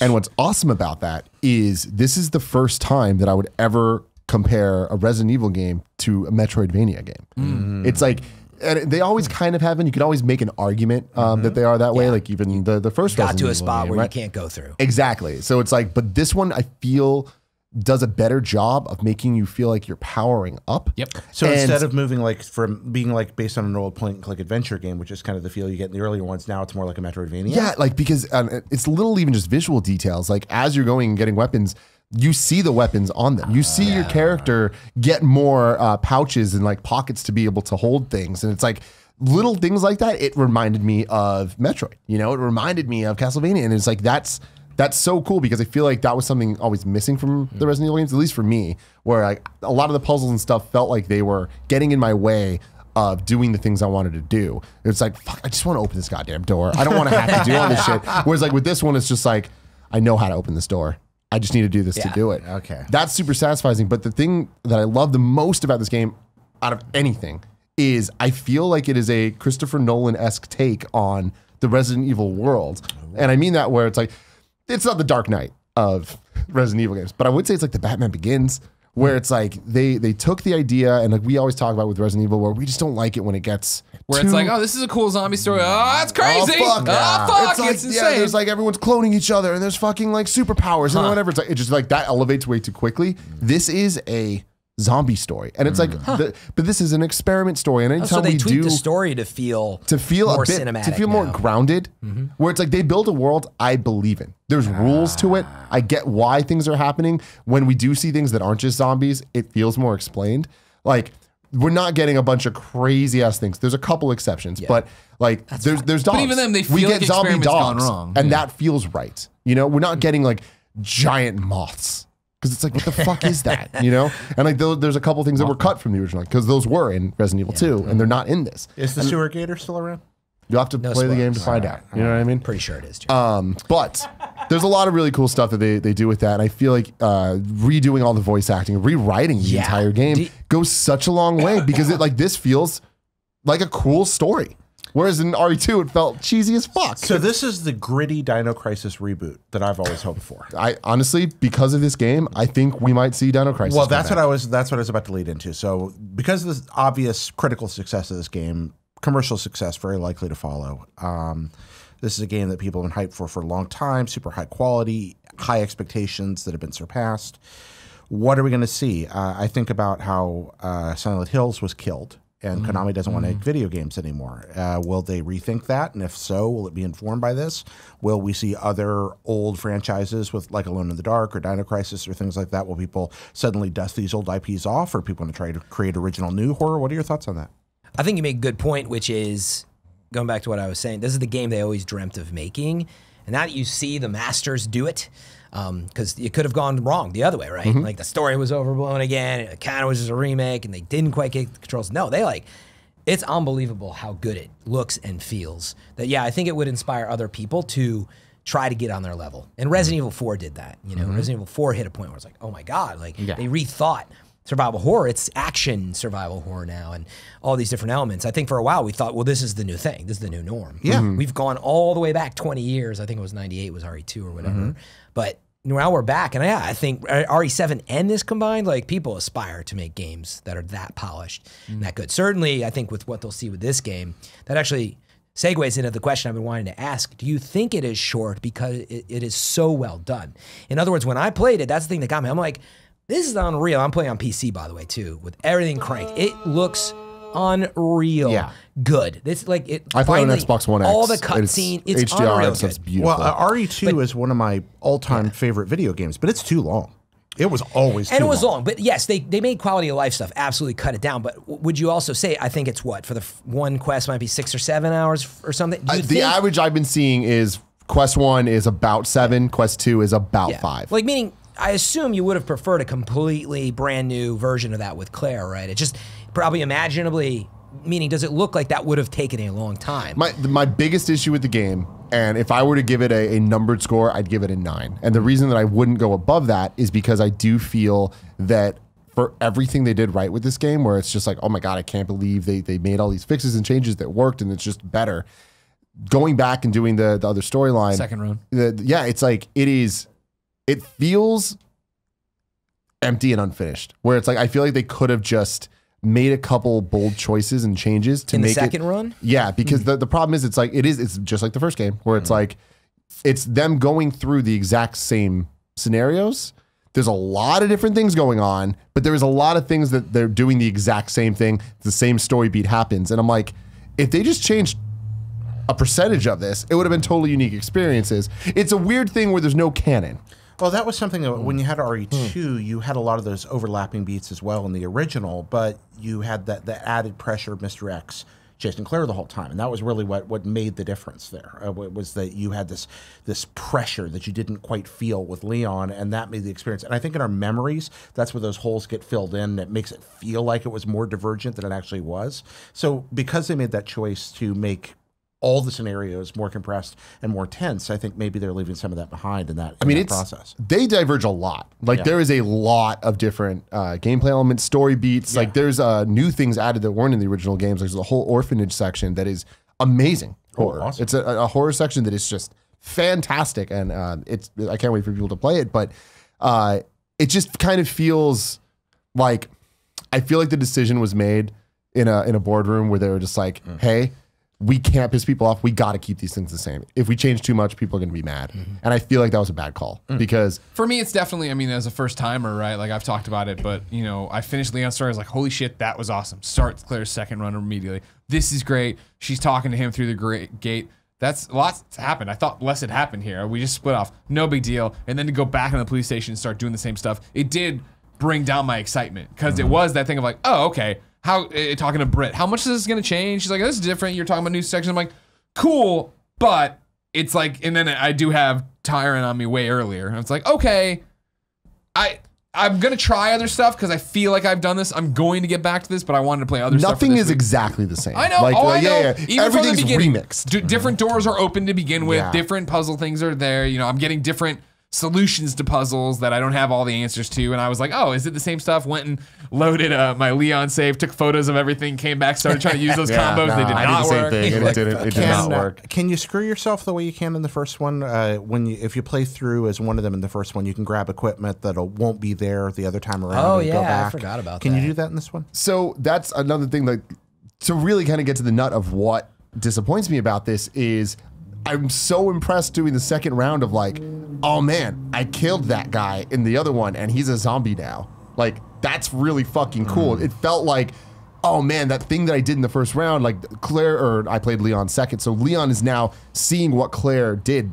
But then I'll like go to a door, I'm like, why open that door? So Exactly. why is that locked again? And like that to me is the problem. And I get that that's the original game. They're trying to keep that vision, but it's like, I really feel like they could have went just a little farther and made it so that there was different elements they introduced where the door was just open because that is what happened.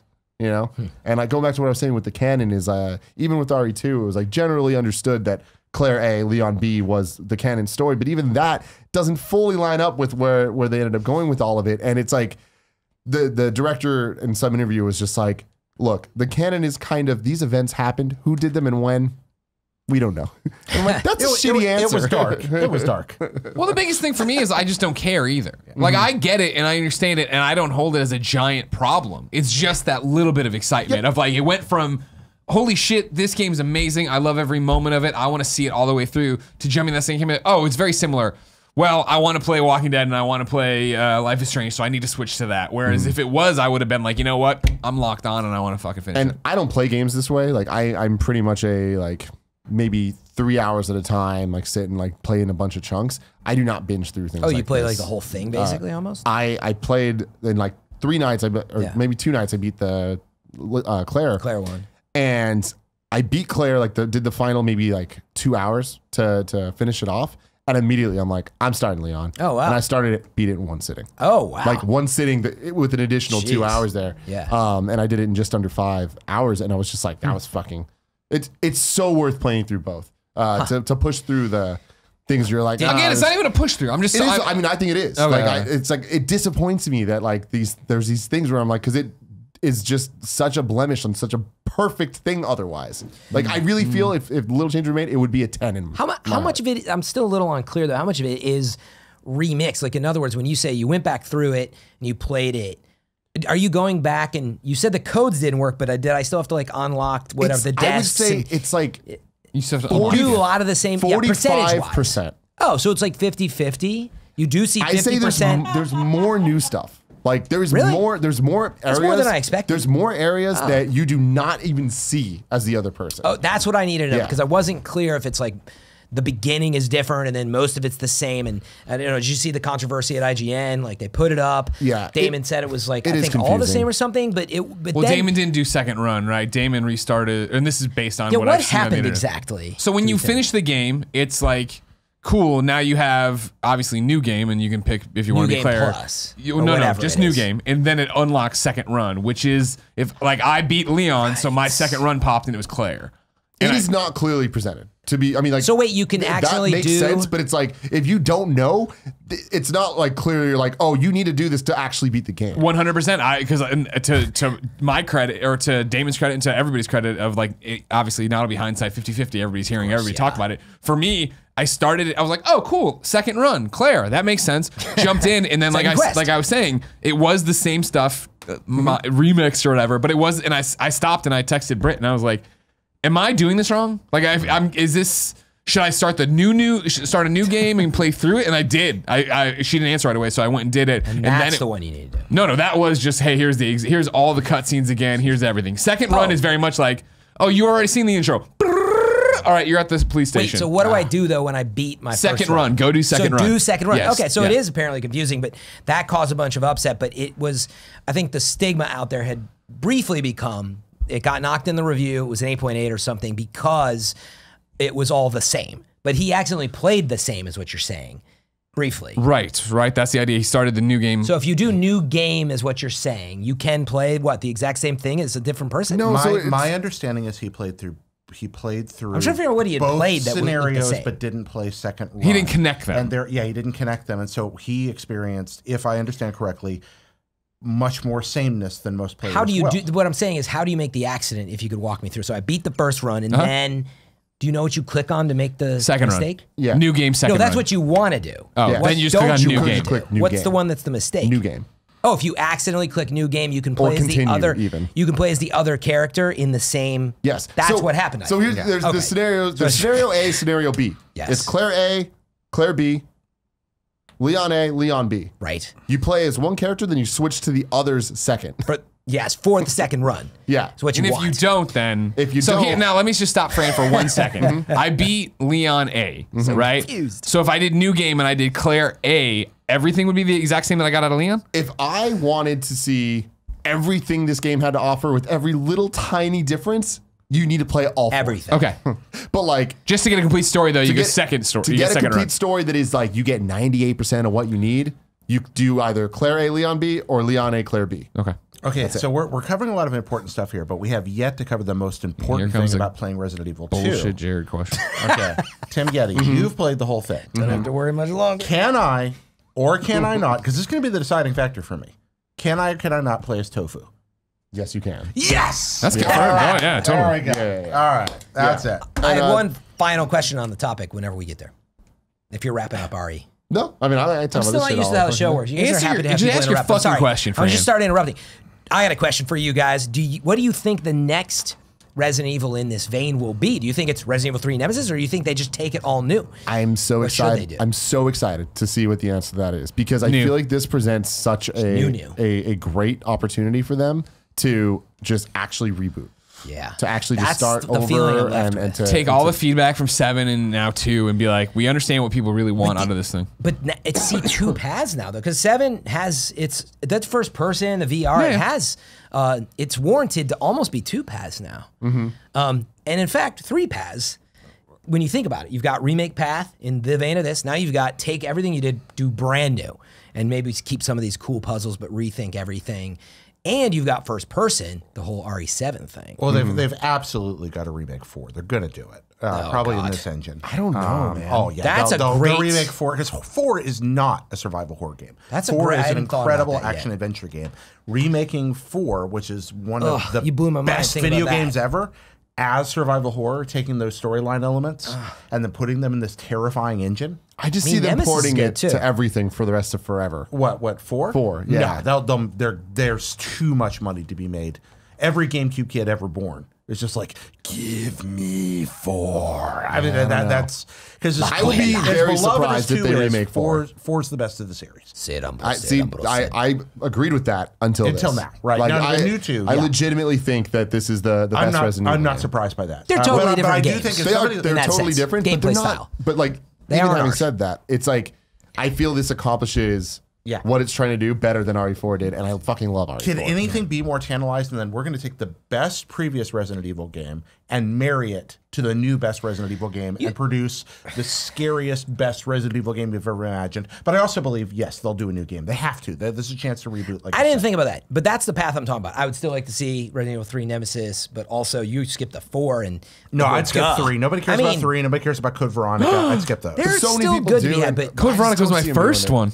But you make a good point. Why He has not 2, baby. skip to 4? Because that would, I can't even imagine the intensity of that. I will say one thing maybe you haven't thought about, but we'll see when maybe it's next gen actually. Just the amount of detail and that many characters on screen, I think it'd be hard to pull off. You gotta Well, I remember don't think we're- you have as many characters on screen. I think you do the same but thing. that You is pare already it for it's down. hordes. You pare it down, and it's Chainsaw Guy in a hallway now. And Oh, that's a a different game. Yeah, I don't Now know we're what getting to do. another disc- I ain't gonna do it. you had me and then you lost. No, me. I don't want it to be an action. I'm out.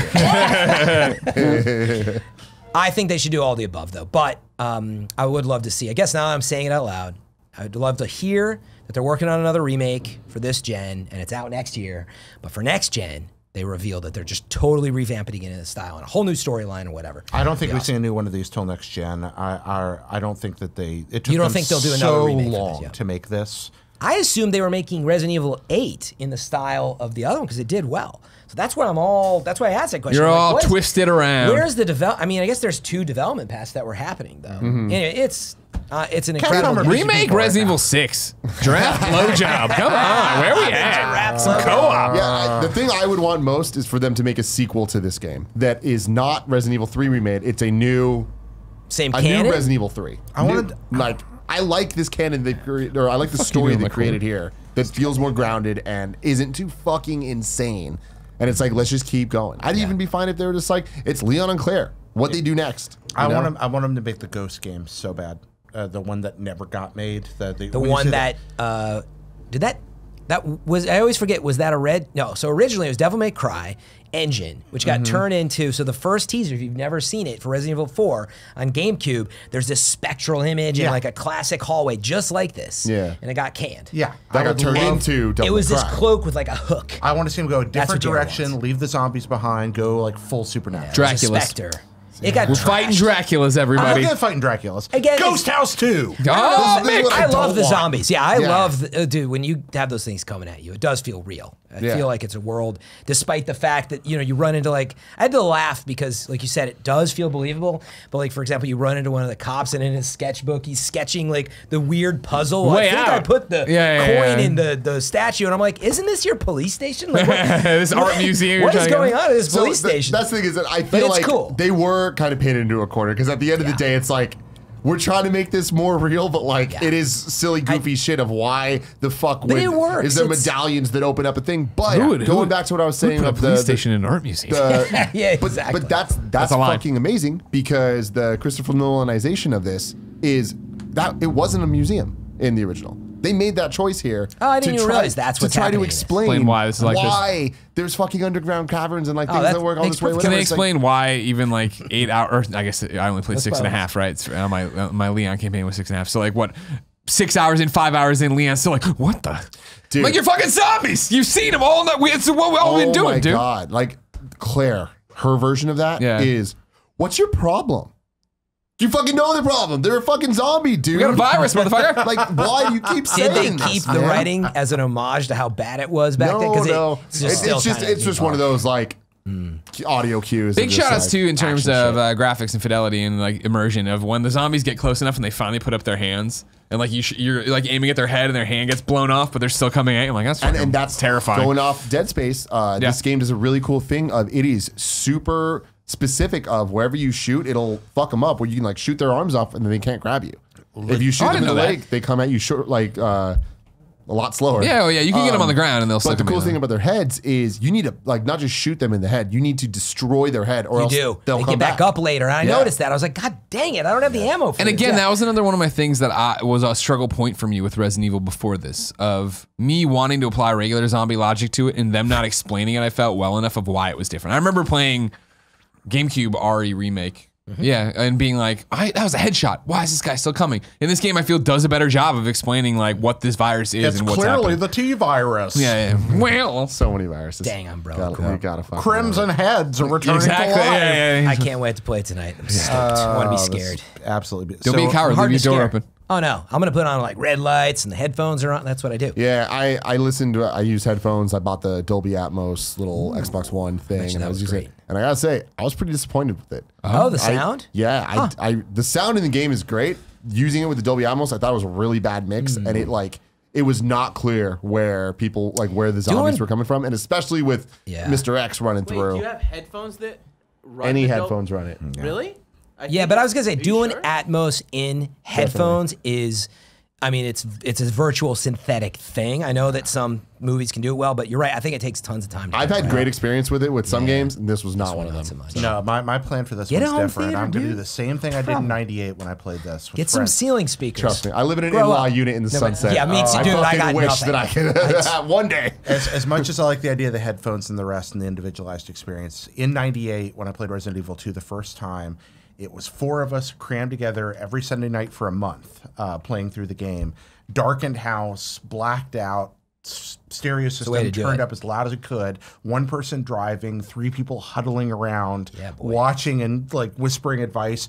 And more than one occasion, when that first liquor dropped off the ceiling, I was driving, and I was so startled, I threw my controller up in the air screaming, and we're all like dead by the time. That's how I'm going to do this one. It's going to be Angie, maybe Yeah, a friend dude. or two. fucking That's why I reckless. haven't played it yet. I wanted to have that All the way to the end, party man. I found atmosphere. myself screaming. Yeah. Yeah. Fuck, Jesus Christ. Exactly. All right, yeah. yeah. No, me too, man. Like Gia did not like that at all. Especially because I had headphones on. It'd just be right like, what the fuck is wrong with Scared you? me. But yeah, Right. talking about the music and stuff though, like the game's use of music, I think is so powerful and good because there's obviously the iconic safe room music, which is just when you hear that, you're like, Serene. okay, we have a moment, we can chill. Mix your urban peace. Yes, exactly. And like that feels so good. But then anytime songs start playing, it just always feels right. The final boss music is epic. It's awesome, and it feels deserved. It makes the final boss not feel like the video game tropey shit of like, well, now I'm doing this thing I haven't done for the rest of the video game. It's like, no, I'm doing the thing I've been doing the whole time, but it feels taken up a notch. Nice. And when Mr. X is running after you, when that song's playing, you hear his footsteps, it's like, ooh, it is intense, man. Has any video game in the Resident Evil series ever screwed with the safe room? Like, you get in there, you're safe. There's a moment in Mario 2 right before the end where you're running toward the open bird mouth, And it fucking comes at you. And it comes at you. It's one of the best Betrayal. moments in games. Yeah, exactly, because that means you're at the end. Betrayal. And then it attacks you. Has any Resident Evil game ever I don't remember, cheated you but- on the safe room? I do not have a memory. If like a that with these zombie things. jumped out of the item box, like that would be one of the best things in ever. the chest. Well, the zombies in the fucking lockers.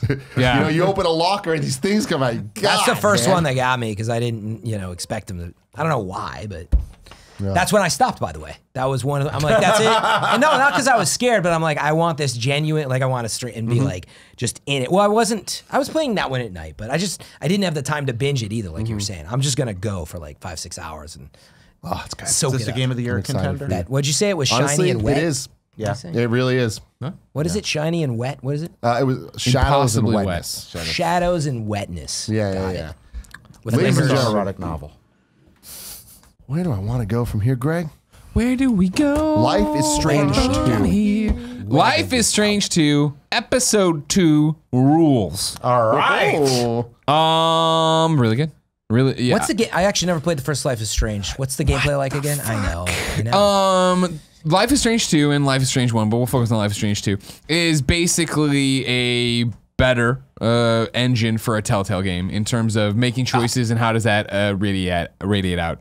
I'm gonna go into light spoilers here if you know Wait, it's very nothing. point and click and story driven. Yeah, it's choice based. It's I not played Walking Telltale. Dead. Exactly, it's more like that than Okay. it's than thinking it's more like Sam and Max Telltale. It's very much yes. It's hey, let's make decisions and see how the story plays out. That said, Sam and Max plus Life is Strange is the best video game I can imagine. Wow. Okay. I wanna Fair, play I guess. So in Life is Strange 2, you are two brothers, both too young to be on your own, but circumstances put you connected on to your one? own. Do you have to play one to play two? Oh no. Well, they're in the same universe, but you don't know. That's I mean, right. it would be It's not a helpful. continuation. It would be helpful for like one nod early on, but no, you don't need to Not a worry big about deal. it. Awesome. And the little brother is developing superpowers, the telekinesis at the moment, and so we have to deal with that while being on the run, basically, and the trials and tribulations that come along with that. Episode 2 picks it right up where Episode 1 left off. The boys are on their own. They're trying to get down to Mexico from the Pacific Northwest, they moving their way running down. The police. Okay. A misunderstanding at home, which also led to the little brother setting off a telekinetic blast and leaving people like, what the fuck? What the hell just happened? So this time we find them making their way down. They hit up their maternal grandparents, who they have been not with because they've been living alone with their father. And we pick up with their relationship, seeing what that's all about, trying to live a somewhat normal life there, pick up the pieces and move on from there. Once again, it's just a really fascinating story. It's doing what I want out of a Life is Strange and giving me interesting characters, interesting threads, trying to grab onto it. This sees our crossover with the kid from the interstitial Life is Strange they put out that was for free. I always want to say Captain Underpants, but that's not what he was. Kevin, can I get a Google? Yep. The Life is Strange Captain... I'm on it. Captain Give me a second. Sparkle, Captain and Oh, Tennille. I know what you're Yeah. talking. I remember seeing the. Captain This is our this is our crossover there, where it looks for that Captain save Spirit. fun. Captain Spirit crosses over with that Horrible name. and picks up and exactly why I cannot remember it at all, right? And go from there. Still a beautiful game, still a touching game.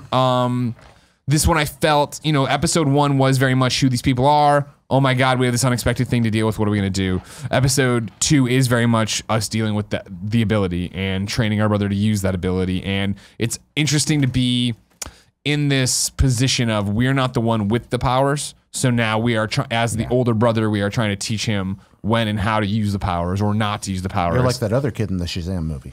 Exactly. Well, you know what you're more like, and stick with me. You're more like Kevin Costner in Man of Steel. Oh. Because it's very he sucked interesting. in Man of Steel. I know, and it's weird to be put in that position now. And be like, I kind of understand why he sucked. Because when we're watching, like, just fucking reveal yourself, fucking Kal-El. Save your dad from the tornado, you idiot. Yeah. Man of Steel spoilers. I know you're all about to watch it.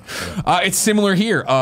yes, stuff is happening, and it is like, are you gonna let your brother use the ability, or are you gonna stop him? You know what I mean? You know what you're risking. Do you want to reveal it here? He wants to say this. He, puts himself, obviously, he's a little kid. He puts himself in situations he shouldn't put himself in, and then, fuck, okay, how do we deal with this? What do we want to deal with it? How do what is your moral compass internally going to be, right? I can't wait to play this. How many episodes to this one? I believe this one's 5 as well. Kev, can I get a Google on that? You Wikipedia me? How long was it roughly? Oh, same as usual, so about 2 hours. Yeah, awesome. exactly. Yeah, it's same Well, thing. I should play it. Oh yeah, totally. You should play Life is Strange 1 if you didn't play Life Should I is Strange play 1. it first? I thought Yeah, you said totally. I didn't have to, but I should. Oh, not for the story, but like Life is Strange is great. Before the Storm is great. I would But say isn't the play all that. gameplay similar? Yeah, I mean, 100%. It's just the story. The in story's Life is different. Strange 1, Max had a different power. She could rewind time. Life is Strange Before the Storm, no powers. Just, hey, you already met Chloe. Let's play as Chloe and do that story. And then Life is Strange 2 now, telekinetic. Yeah, 5. I was right. 5 episodes.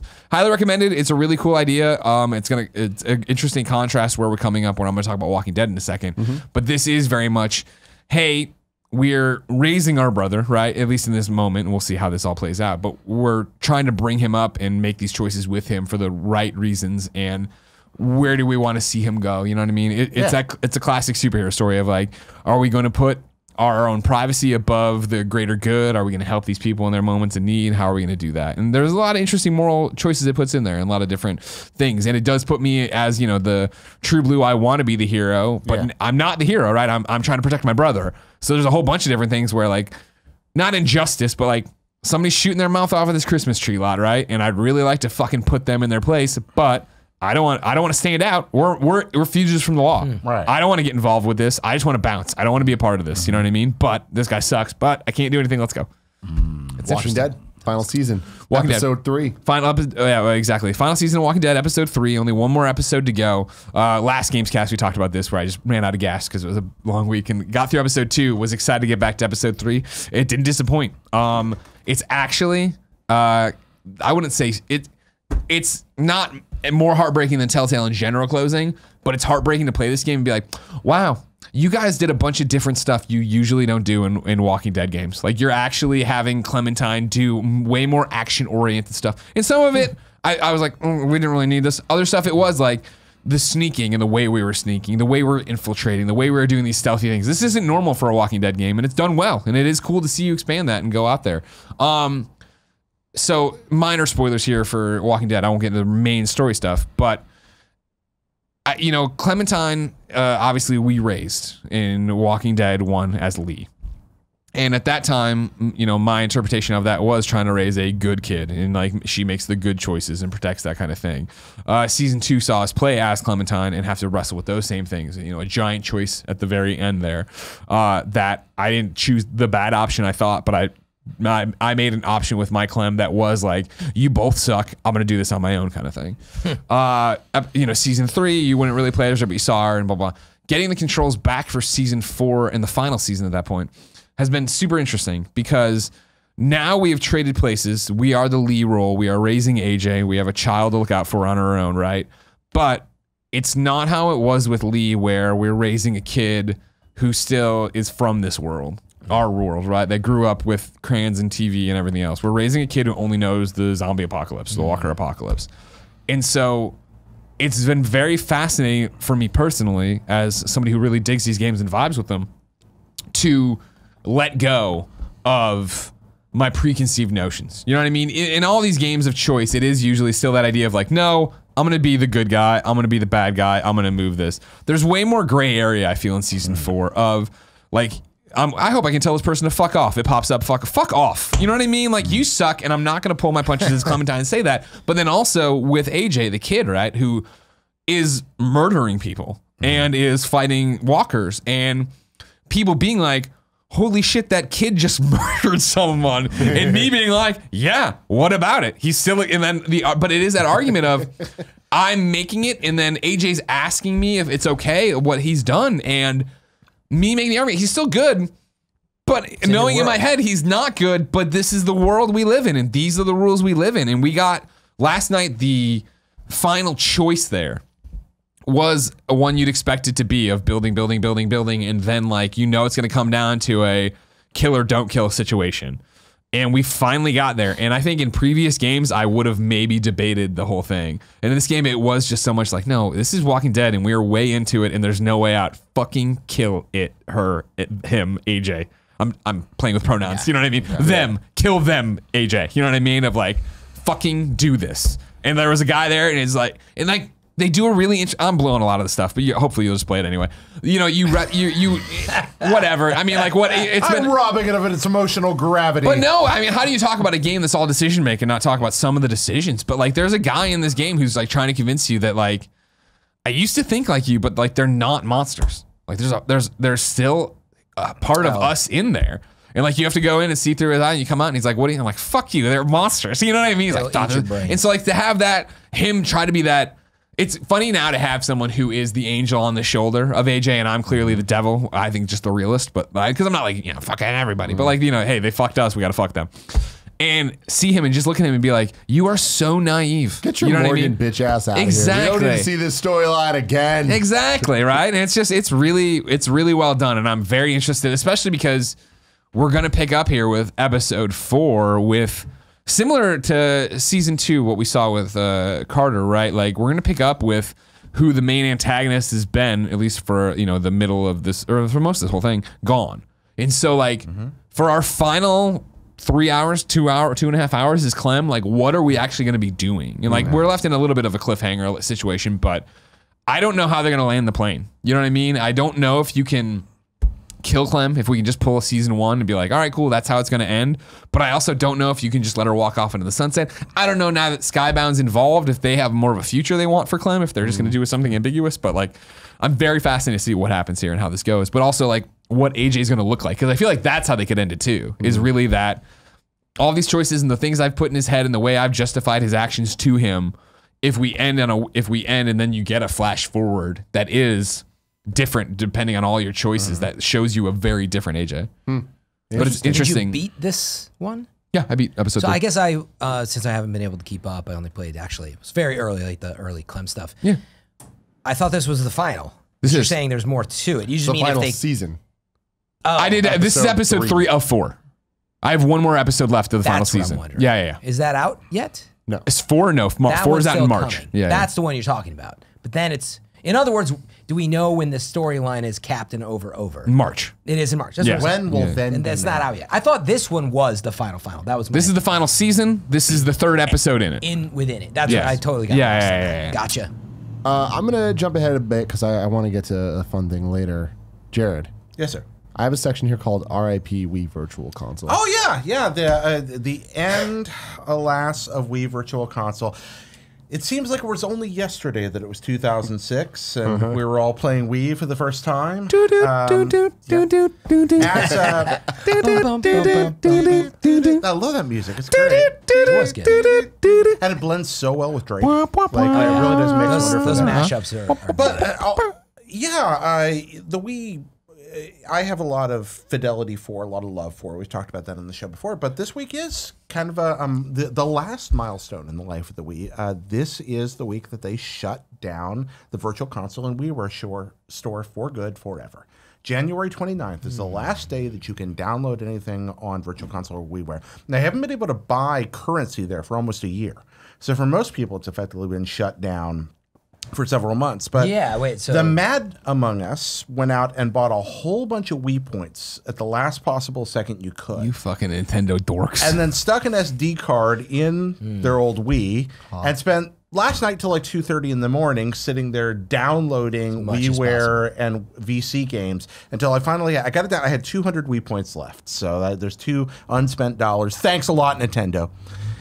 It was fun because there's a lot of software that's going to be lost. Now, I've heard rumors that out there... old like NES games you can just go play? No, because remember that Wii's 2 things. Wii was Virtual Console on one, and the second is WiiWare. And let's talk about each of those. First, Virtual Console. Yes, they are just old NES games. But Wii, unlike almost any other emulation device ever created, was largely designed around the capability of having true output for some of the consoles it emulated, which means things like NES and SNES emulation on Wii are incredible. That's true. Better than just about anywhere else. Yeah, it's just unreal. It's so good that you don't want to play it on a flat screen TV. You want to plug it into your CRT and play it. Yeah. I mean, it's just freaking awesome that way. I can assure you I do not. And if you come to my birthday party on Sunday, you'll be able to play Wii games on the CRT. But so that's one. You've got that. And also some of those Virtual Console games have not been re-released other places. So the only way to get them is to pirate them at this point. I leave it to you whether or not you want to do that. But things like Zombies Ate My Neighbors, Princess Tomato and the Salad Kingdom, a bunch of other stuff that's totally, those are both Zombies Ate My classics. Neighbors, definitely. Yeah, Zombies Ate My Neighbors is wonderful. A bunch of other stuff that you can't find other places. And the weird things like Street Fighter 2 for the TurboGrafx 16 that never even came out here. Oh, really? Things like That's that. cool. Yeah, there's a lot of neat stuff on Virtual Console. TurboGrafx. The other end of it, though, of course, is WiiWare. And those WiiWare games are going away. And again, I've heard rumors that in dark corners of the World Wide Web, all WiiWare games are available for the Dolphin emulator. On PC, but I can neither confirm nor deny that because I don't have I don't have hands-on experience with it. Not with the WiiWare stuff. So I went and grabbed a bunch, and there's a bunch of Nintendo published stuff on WiiWare in addition to other third-party things. So there are Nintendo games on WiiWare that are going to go away forever. Things that Sakurai might reach into someday for Smash Brothers, for example. Doubt it. And there's some really fascinating stuff there. What keeps them from bringing this to Switch? I think the question. Well, no, that I disagree with that. There are some. Meaning, is there some hardware limitation? No, I think it's a matter of everything was done for 480, so you have to remake it. That's the main thing. Is that Wii was not an HD console, so anything you're going to bring to Switch is going to have to be up-resed. Sure. And that's a significant investment. They own the properties. They can do what they want with them. But no one has in the 10 years or so since these things were released on WiiWare. So are they ever going to come back? Is there a lot of demand for them? They can't take, I mean, I'm sure they take time, but not incredibly long because the Wii wasn't super successful. So I can't imagine they were out there like, Wait, sorry, Wii wasn't super successful. Wii was, sorry. I thought you were saying Wii U for a second, and definitely you were not. That's a very different thing. You're talking about the Wii. Yeah. How was Almost screwed that up. Aquaspace? I did not get Aquaspace. I did, however, get Through Space. Through Space. So Through Space shocked me. I had never played Through Space before, and I was blown away. Through Space is a lot like Polytronic's Super Hypercube, a game I really love. Super Hypercube's great. It's like a less good version of Super Hypercube, but some of the same ideas are there, and it's actually a very good game. I really liked it. And I was starting like, wow, Nintendo published this? Then, of course, there's all the Artsoft games, which are neat. The Light Cycle game in particular is really cool. There's a thing called Maboshi's Arcade that's a one-button thing, and we've been on the one-button kick here with Ding Dong. Ding Dong XL. Ding Dong XL, which is amazing. And these are it's like 3-player, one-button party games. And they're really creative, and I've never seen them done anywhere else. I'm like, these are games I would have never imagined. And there's a lot of that stuff hiding there. So I was trying to save some of it, and yes, my SD card will die, and my Wii will die, and the stuff will be lost, but I want to have it as long as I can, so hopefully maybe I can stream some of it and at least show people these things, give them a chance to watch, and learn a little more about that lost history, because game ideas... Yeah. I've talked a lot. I'm sorry. I've had a lot of caffeine in this show. So if there's one thing I've learned, Jared, these games might die. It might never be able to be played anywhere else, but someone will recreate them in dreams. Don't you worry. True. That's a good point. They will do a shot-for-shot remake of a good idea. Princess Tomato's weird underwear. I don't know that Princess Tomato will survive because that's just a ROM. The WiiWare stuff is a little harder, but I do think like Virtual Console emulation was just so good, and it was legit. Like if I want to go out and stream a classic game that's not legitimately emulated everywhere, like, I have to stream through an emulator, and technically I'm breaking the law. Do I want to do that? Am I going to show games off to people when I'm incriminating myself by the very process of sharing them? If you do it 1 second, I'll call you in. Then I'm absolutely legitimately showing you a game that I've purchased. So yeah, I love the console. I'm going to say goodbye to it, and I grabbed some really, really great stuff. Still have I'm trying to think if there's any WiiWare game that I actually enjoyed. Really? Yeah, I'm like looking at the list here, and I'm like, contrary. I mean, there's some good ones. The Blaster Master one's good. Space Invaders Get Even is excellent. Excellent. Did you play that? No. That's a really good one. That's a great WiiWare exclusive. Yeah, I missed out on a lot Jared, of what these. do you... Final Fantasy. I missed out on... Wait, where's this question going, Fran? All the Jared, games are pretty fantastic. What would you say? What's that? What about Family and Friends Party, Family Card Games, Family Games, Family Glide Hockey, Family Pirate Party? WiiWare failed for a reason. It was because it was full of crap. there was not a lot that was worth playing on It's the there. opposite of what you But just there are about a dozen. World of Goo started out on Wii. True, that is a good point. Well, so I mean, the one thing you haven't said here, encapsulate for our younger viewers, and yes, me, because I've forgotten. What's the difference? WiiWare was what, self-published? I could put anything I want on there. WiiWare was the Xbox Live Arcade of Wii. It Gotcha. was just downloadable original titles for Wii, but we had a an very indie program. small, It was still an indie program, little certification, but not a ton. small publisher program. You couldn't just indie your way in it. Like I made a game with zombies in it, wasn't going to make it on there. You had to work through Nintendo, but they published a few of the games on there. They took software houses and made their own stuff, and like, no, this is a Nintendo game, and those are the ones that I mostly tried to save, which were the ones that were Nintendo. Not too many. The Nintendo ones I'm looking at here, we got You, Me, and the Cubes. Okay, now that's Kenji Ino's last game, which is actually really interesting. He's the guy that did Warp. Do you remember Warp Software? No. Enemy Zero. Warp Tour? No. Enemy Zero, D2. He did a lot of like PlayStation and Saturn era early CD stuff. Really important developer actually, and a really cool DJ. But that was his very last game before he died. We got WarioWare DIY Showcase. Yeah, that doesn't work anymore. But if you had DIY for your DS, that was where you showed your stuff. Yeah, you upload your stuff right now. yeah. Yeah. We got Through Space, like you Through said. Space is earlier. good. It's Nintendo and Keys Factory. Yeah.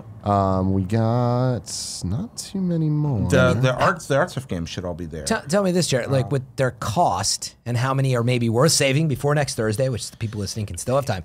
How many would you buy? Are you saying like buy 20 and how much would that cost? Or are you saying like... I think that there's really only about 10 that are absolute must-haves. That's a that task are then, I worth it. think. Yeah. And then on It's not Virtual bad. Console, there's maybe, if you want to buy these really well-emulated games, you could spend a fortune on Virtual. I have on the Virtual Virtual Console stuff. because the Virtual Console stuff is just Well, better that's what I meant. Yeah, I there than it is almost anywhere. That there's like hundreds, you would say? Yes, there are hundreds, but the standout titles, don't get things that are on the NES Classic or the SNES Classic. Those are excellent already. You don't need to go grab those. But there are plenty of things, everything from Blades of Steel to like I said, Zombies Ate My Neighbors, ActRaiser, things like that. And you want to go grab ActRaiser. those, you know? Remember when everything was Wii points and Xbox points? Like, fucking tell me the money. So Give me the money. So dumb. Yeah. I mean, it's still kind of like that, but it's a lot more one-to-one. Wasn't 80 Meaning Xbox 200 is points $2 or... Now it's money. No, is it? It's money now, yeah. Yeah. Because 80 Everything's money. Xbox points was $1. No, but you can buy buy points on Switch, right? Like coins or right? The coins are redeemed for things on the My I thought Nintendo you also Rewards. can buy. Oh no, that's just the wallet now. PlayStation's wallet. You just have you're money, right. yeah. I was thinking of V-Bucks. The V-Bucks is cheddar. the only one. V-Bucks That's still, one of yeah. the V-Bucks. That's and true. That I get. You're there's trying a- to trick kids, there's trying a to few- trick parents. Kids. There's a few out there. All right, Jared. Yes, sir. This is your last official episode Yeah. of the Kind of Funny Gamescast. It is. And it's unfortunate because this is going to be Fran's first and only time doing this. What? Ladies and gentlemen. Oh wait, what? Oh, wait. Wow. What are we doing? Oh, were you playing Ding Dong XL the whole time? Jared? oh, wait. Were you not prepped? Do I not get to Nobody both? told Did me. you I not don't see even the think I Slack have- message that I sent you? Slack messages, During the Kevin.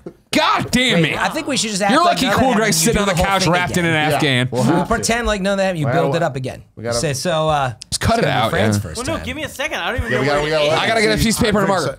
Go for it. What is happening? Where's- I guess we'll find out. Oh wait, right. there it is. I got it. It's Okay. safe. It's Learning safe. We're something gonna wait for today. Greg Miller to come back, but I'm very excited about this. Is It's it Jared been- Petty's Game History 3? No, it's not. No, it's No, not. it's not. Is it the fact that Jared Petty is now the second best Ding Dong XL Tell me player more. on the planet Earth? Is that true? Number That is two. true. Still the second yes, best, yes, right? I'm only On second which best platform now. now? So who the fuck's Steam. the Just asshole? Huh? Who's number one? His name is the Juggler or her. I'm not sure. Or they. The Juggler. The Juggler. yeah, it. I am 8 points behind the Juggler. At 258, I am a mere 8 points behind the Juggler. Oh, I wonder if the 268 juggler's would be. like looking at you and Oh like, my oh, God. Jared Petty. I got to 62 and I felt so good Let's about do myself. 66. Right Yeah, to be fair, Kevin, Yeah. on handheld, it's harder. yeah, sure The is. game is harder on handheld. That's what I I'm heard. playing on Steam. I play on handheld constantly because it's one of the best mobile games. I'm now, forget the hyperbole, it is one of the best mobile games I've ever played. I love Ding Dong XL. Speaking of video games. But it's really good ready? at Steam. Yeah. Hit it, Kevin! It's mobile game or bullshit. It's mobile game or bullshit. Jared's gonna read some stuff and we'll figure you out if it's over me or not. Jared Petty. I forgot you did play it at We did Extra Life. the fundraiser or Extra Life. Yes. That's right. Jared hit it. 9 items Jesus Christ. on today's mobile keep game up, or bullshit. This one I've had in the bag for a long time. I didn't create anything special for this episode. I just went with the last one I had played. Yeah. Mobile game or Star Wars. Oh. So, this is one of two things. This is either a mobile game or this is a character thing, person. Something in the universe from of the Star universe Wars. of Star Wars. I feel like out of all of these that we've ever done, besides the yours. Nintendo one we did with Andre from Game Explain, this is the one I feel like I'm most prepped for. All right, you ready for this? Yeah. You gotta Spell tear it up? metachlorians. You gotta tear it I up. thought, you idiot. Now, here's my thing. Midichlorians. Here's my thing, everybody. I'm just gonna say, beloved segment mobile gamer bullshit, right? Greg Miller, obviously runaway champion. I don't want you to be, because Tim's only beaten me once. It's an embarrassment. You know what I mean? You're gonna tell me, Jared, you're so busy at your next job, you Yeah, can't just you write can these and write send some them for in, us. and then we, Yeah. whoever does it. A little promotion. I would like to believe that this is not the last episode of Mobile Game and Bullshit. It better not be. I think this is something that needs to live on, if nowhere else in our hearts, but also Outside Patapon and the game of love, this is the game I'm best at. All right, here we go. So let's start with the new guy, Mr. Fran Mirabella. I gotta go first. All right. You're going first. You get to go first, dude. Yeah. It's an honor, you idiot. Fran Thank you. Mirabella, Oh, okay. Blue Max, mobile game or Star Wars? Star Wars. Greg Miller, Blue MAX. Max. MAX, Blue Max, mobile game or Star Wars? I'm gonna say mobile game. Mobile game. Mobile game. Mobile game. Number 2, Greg Miller. Steradin. Steredinn. Steradin is in fact Star Wars. Tim Gettys. Mobile game. Mobile game. I'm going with Star Wars on that one. That's Star practical Wars. Latin. Who's gonna name a game that? You'd be fucking surprised, I know that. That's Fran. the best part about this. Tim Gettys. Yes. Super Hydra. Super Hydra. Hydra. Super Hydra. How do you spell that? HYDORAH. Oh, man. Mobile game. Mobile game. Wait, the other option is a Star Wars character? Just Star Wars, something something in the thing. universe. Got it. Could be a bolt my on the turn? Millennium Falcon. Huh? My turn? Star Wars. Star Wars. It's like almost a Hydra is a dumb name. They See, it's in it, changed. and what's alarming for this is that Jared's putting so much Oh, I Japanese know. on it, so much Japanese on it, which I know, is really I know. it could be a red flag. I know but it might could not be. I know. I'm gonna say mobile game. That's why I thought originally. Yeah. But he might be effing with us. He's effing with you, dude. Fran Mirabella. Did we already ask? Are any of these doubles? No doubles. Okay. Fran Mirabella. Mako. Spelling, please. MAKO. It's like a shark. Mako? Spelling, please. Star Wars. Star Wars. Greg Miller. Of course, spelling, Matt. That's a I'm gonna huge say mobile game. 100% Mobile game. No one's ever asked. No one's, That's bullshit. I have to have asked one. Shut up. Mobile game. no one's ever asked. Greg Miller. Not Yeah. with that confidence. Winter. Winter. Like the season spelled like the season. WINTER. That's bullshit. That's just a word. Winter.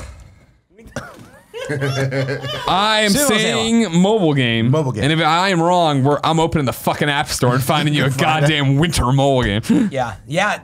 Are they ever the I'm mobile same? game. Yeah. Mobile game. I was going to say mobile game as well. Yes. Mobile game. Copycat. So I'm saying it. Copycat. Number 6. That's the one that's going to get Tim us. I Gettys. hate him Yes. so much. Therm Scissor Punch. Fucking. I'm gonna go Star Wars. Star Wars. Yeah. Is that one word or two? 2 words. That's a Therm mobile game. Scissor Punch. You said. I'm sorry, Tim. You said. What's it? I'm saying. Well, I'm the stat Star keeper Wars. too. You said Star Wars. You said mobile game, Yeah. Fran. Therm's not a fucking word. Yeah, Fran it's is like a correct. heat. It's a mobile game. Mobile game. I have the high He's score in disagreeing it. with you now. I don't know. Fran Mirabella. I love how he looks at you.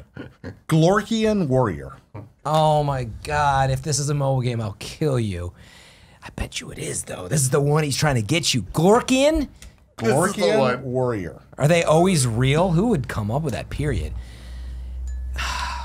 It's a mobile game. Greg Miller. Mobile game. Glorkian Warrior. Mobile game. Mobile game. You know how he thinks. Is that why you guys are No, nodding? dude. You You don't. think you don't. know how he And- thinks. okay. I can't do it. No getting in there. Greg Miller. Yeah. Stinky. Mobile game. Mobile game. Mobile game. Mobile game. Yeah. You guys made a fatal mistake. That's absolutely Star Wars if I've ever heard it. Star Wars. Absolutely. Stinky? Because you don't know what we didn't say it was character. I Might be know. a place. Might be a. You're telling me if I open the App Store, no game is called Stinky. Think it, guys. This was an everything's mobile game. We fucked up. We bit too hard. We fell for the old Venus fly, Jared Petty trap. I don't think there is a mobile game called Stinky. All right, fine. Caro Blaster. What? Harrow? Tarot. Okay. Caro Blaster. I'm gonna go mobile game Mobile because this game feels too obviously Star Wars. Like the last one, but I'm going with Star Wars. Mobile game. I'm on to It's you, a Petty. blaster. Mobile game. You won't make a fool of me on Here your we final go. That's show. 9, ladies and gentlemen. All right. Number 1. Blue Max. Yeah. Not only an award granted to German fighter pilots, not only Oh my a god. video game for the Atari 800 computer platform, but also a Star Wars character. Oh! Not a mobile game. Fran on the board first. Plus I one. think I won the last one of these. We'll see. Number nobody, 2. nobody likes a braggart. No, I don't think- Andrea won. Steriden. Steriden. Ladies and gentlemen, what were the calls in Steriden? Tim said Tim is- mobile. I said bullshit. Fran said bullshit. Ladies and gentlemen, mobile game. Yeah, baby. Steriden. Yeah, baby. It is now tied 1-1. got Fran the- and Tim, I have 0. They got that Steriden SEO. I got the goose egg, they call it. Number 3, Super Hydra. I hate the way he says it. Mobile game. All right, that's a point for me and Tim. Crap. It is now me and Tim Fran with two. 1. Tim 2. All right, Tim's ahead. Number 4, Mako. Star Wars character. Damn. Fran Yeah, son. ties it with 2. Dang, you thought. Tim and Fran have 2. Greg has 1. Yep. Number 5, Winter. We all said mobile on this. You did, and you were all wrong. Oh, I hate Winter. I Assistant. challenge. He's gonna I look- challenge. Go for it. Assistant weirdo to Leia motherfuckers, Organa man. Solo in the Timothy Zahn Star App Wars Store. cycle. Winter is an important character in those 3 now legendary novels. Really? Yep. I read them. One name, Winter. Yep. There's winter game. Yep, but not Winter. It's true. It's true. There's also Catch App Winter Sports. Yep, but there's not Winter. See, that's why Stinky's gonna get y'all. What about Hockey Nations 18? Winter just proved that you can't count on Stinky. There we go. Number Can't count on 6, Stinky.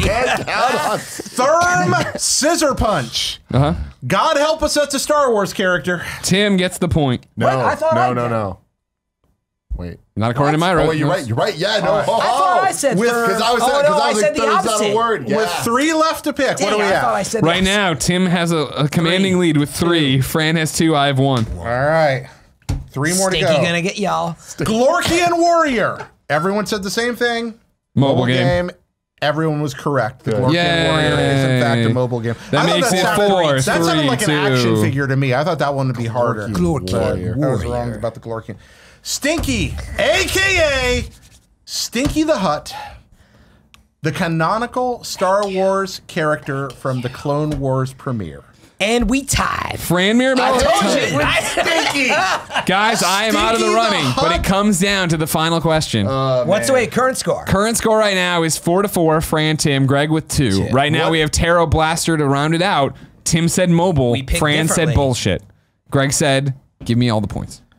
Crap. This is the one that, Jared, I hate you if this is just not Star Wars, man. Ladies and gentlemen, Caro Blaster! Mobile game! Dang Tim it, Gettys Tim wins! Oh, yes. I don't know 2 why wins I over had- Greg. Stinky couldn't do it for your friend. I had to disagree with you on Blaster. The most obviously not, like, why would you put Star Wars because it's Blaster? But see, I thought he was messing with us. Yeah. That's how he man. gets you. Like That's how Glorkian he gets Warrior. it. That was a ploy. That was a time of the ploy. Ladies Winter and and gentlemen, Stinky. that Kevin, is- hit the song! Mobile game or bullshit. It's a mobile game or bullshit. Jay's gonna read some stuff and we'll figure out if it's over game or not. Oh, that was fun. Well, ladies and gentlemen, this has been the Kind of Funny Gamescast. Jared, thank you very much for your contributions to this show. That was fun. over the past year. Thank you very much for your contributions to me having good days, also to my bank account, Yeah. my career, at all, etc. But I love this. This is We I'm love gonna you. miss this so much. So fantastic. I Hope to love see you doing this back show. soon, man. Thank Yes. It's been great. Thank you very Well, much. now it's time for the post show. So, Patreon supporters, you'll get to see that. Jared and Tim, you have to sign this thing. Then What it do you goes. do with these? Oh, we that was a fan good mails. one, We give them away as fan mail. Oh. Not all the time, but Thank sometimes. you very much. I signed appreciate next it. to I didn't know Stinky. we were going to do one more, so I appreciate that. Mike, do it. use your mic. It's how do I have 15 text messages? I have 14. Christ, your dog. I beat you. There's a lot of emails. No, it's not going about on, that. man. I see fucking Goldfarb talking to Jen. Here we go. Fucking gold fart, dude. Christ. You heard it Goldfarb once, you dude. heard it twice. You know what I mean? Yeah, I do know what you mean. Okay. Okay. Can you pull up that Gettys Yeah, chat? give me 2 seconds. So you gotta be silver level, right? For Silver. Yes. Yes. So Guys, shout out to all you beautiful silver people. Patreon silvers. All-time high. I'm at 80. I'm sorry, kebabs. All-time high at I 80? thought I had it. I'm Kevin really hitting excited. that 80. Man, kebabs. Give me some of that like boom boom magnify. You know what I mean? Okay, yeah, I cannot read this I just see there we stink go. and stinky. Stinky, We dude. missed Tim, them I'm all. impressed. Thank I'm you. impressed by that thank you. victory. I see. I This only thing lost is by like, one. I knew Star Wars enough that I'm like, all right, but man, not knowing Winter, that's one for the books. Yeah, she was in the books. All 3 of those books. Those books were good. They were, man. I like those books. They were. Those were a fine sequel to Star Wars. I A lot hate of that we lost those. farewells in chat for you, Jared. They're saying they're gonna miss Jared.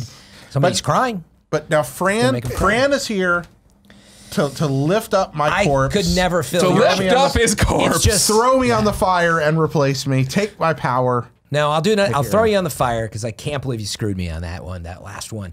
on But- Carol Blaster. Yes, but other than that, can't fill your shoes, Jared. I mean, you have so much wisdom and so much unique perspective on games, and you will truly be missed here. Yeah, I'm gonna In the miss short time this. I was here, I was like, I can't bring what Jared. No, brings. but the Fran that- brings up. No, but let's that just brings have a something mutual different. admiration society here because this has been so much fun since you came, and I was like, no, I don't want to leave now that Fran's here because it's. I been feel a like lot we of hit fun. we hit that rhythm. We hit that. It's all downhill from It here, is. guys. Yeah, no. Yeah, you know what I mean. Next show it starts. You just hear cricket sounds. Let's see what we got in the chat here. Yep. A lot of Therm Victoria's Scissor Game Punch. says we'll miss you, JP. Wait, why would Tim get a shot at the belt? Says or Toby Freeman was asking. Oh, a why lot would of you people get want a shot? bunch of clowns to fight me for the world championship, but they can't. That's why. Last time you guys did the Mobile Gamer bullshit, it was for the Money in Oh, the I Bank see. hat. In reference. That's not I how never you got a get shot at the access. belt. Now, yeah, I know. I wonder why. Yeah. Because you're a quitter and you would have left with it. Never You know got what a shot I at mean? the belt. Oh, shit. Never got a chance.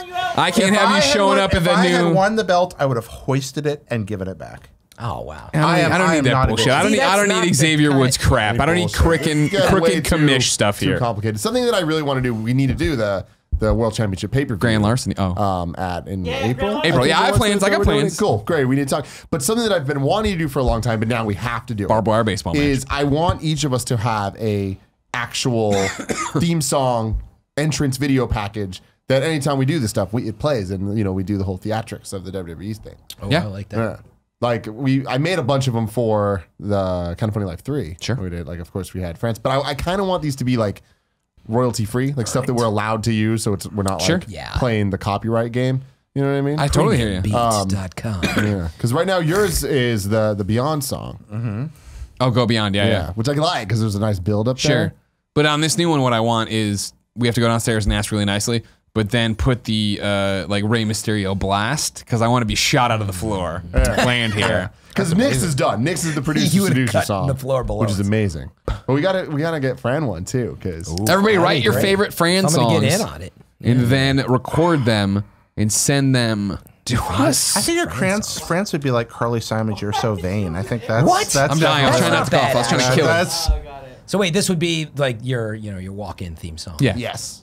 Yes, so that's the thing. Am I a villain or I don't know yet? Oh, you're a We'll baby have to face. figure You're a it out. baby Yeah. face. You kidding me? A baby? What? We got way too many villains Oh, but in then this I universe. turn. You know I what know I mean? you guys are all terrible. You got a crooked commissioner. No, we're not all terrible. Well, I'm really good. I'm a fan favorite. You got a crooked commissioner, Xavier Woods. You got Joey Noel, terrible at games, telling everybody she's great at Overcooked, dragging down her Mr. Midcard, team. Tim Gettys. You got Mr. Midcard, Tim Gettys. You got Andrea Renee out there saying she can get jobs done, can't. You got Nick Scarpino. Everybody hates him. They just fucking hate him with good reason. He's terrible. You know what I mean? Andy Cortez, the whiner, they call him. You know what I mean? Cool Greg, the best of us. Yeah, He is. definitely. Kevin The pure Coelho one. is just Kevin, and Cool that's Greg why is everybody the hates baby him. face of baby faces. Yeah. You know, Yeah. like you He's can't the turn true heel if you tried. Sure, Yeah. sure. What about that Bear Courtney? Where's he fall into all this? Oh my God, really? Do we have to just let everybody into this thing Yeah. just because he has a job here now? You know He's what gonna I earn mean? his stars, you know? Piece of shit. I love I heard a lot of rumors about him too. I'm just saying. I feel like Barrett in Eye of the the pro Tiger's a wrestling request. circuit would be one of those guys. I don't even know what you call him, but Oh, the guy who puts together the ring and then goes outside and smokes. No. That's what Barrett would be. the guy that comes in before the pre-show that's just wearing Speedos and has no wrestling name. He's doing the dark match. And he's just like, yeah. He's like doing a that. tryout match. Like, yeah, I feel like that's Barrett. Like, Yeah, just sure. no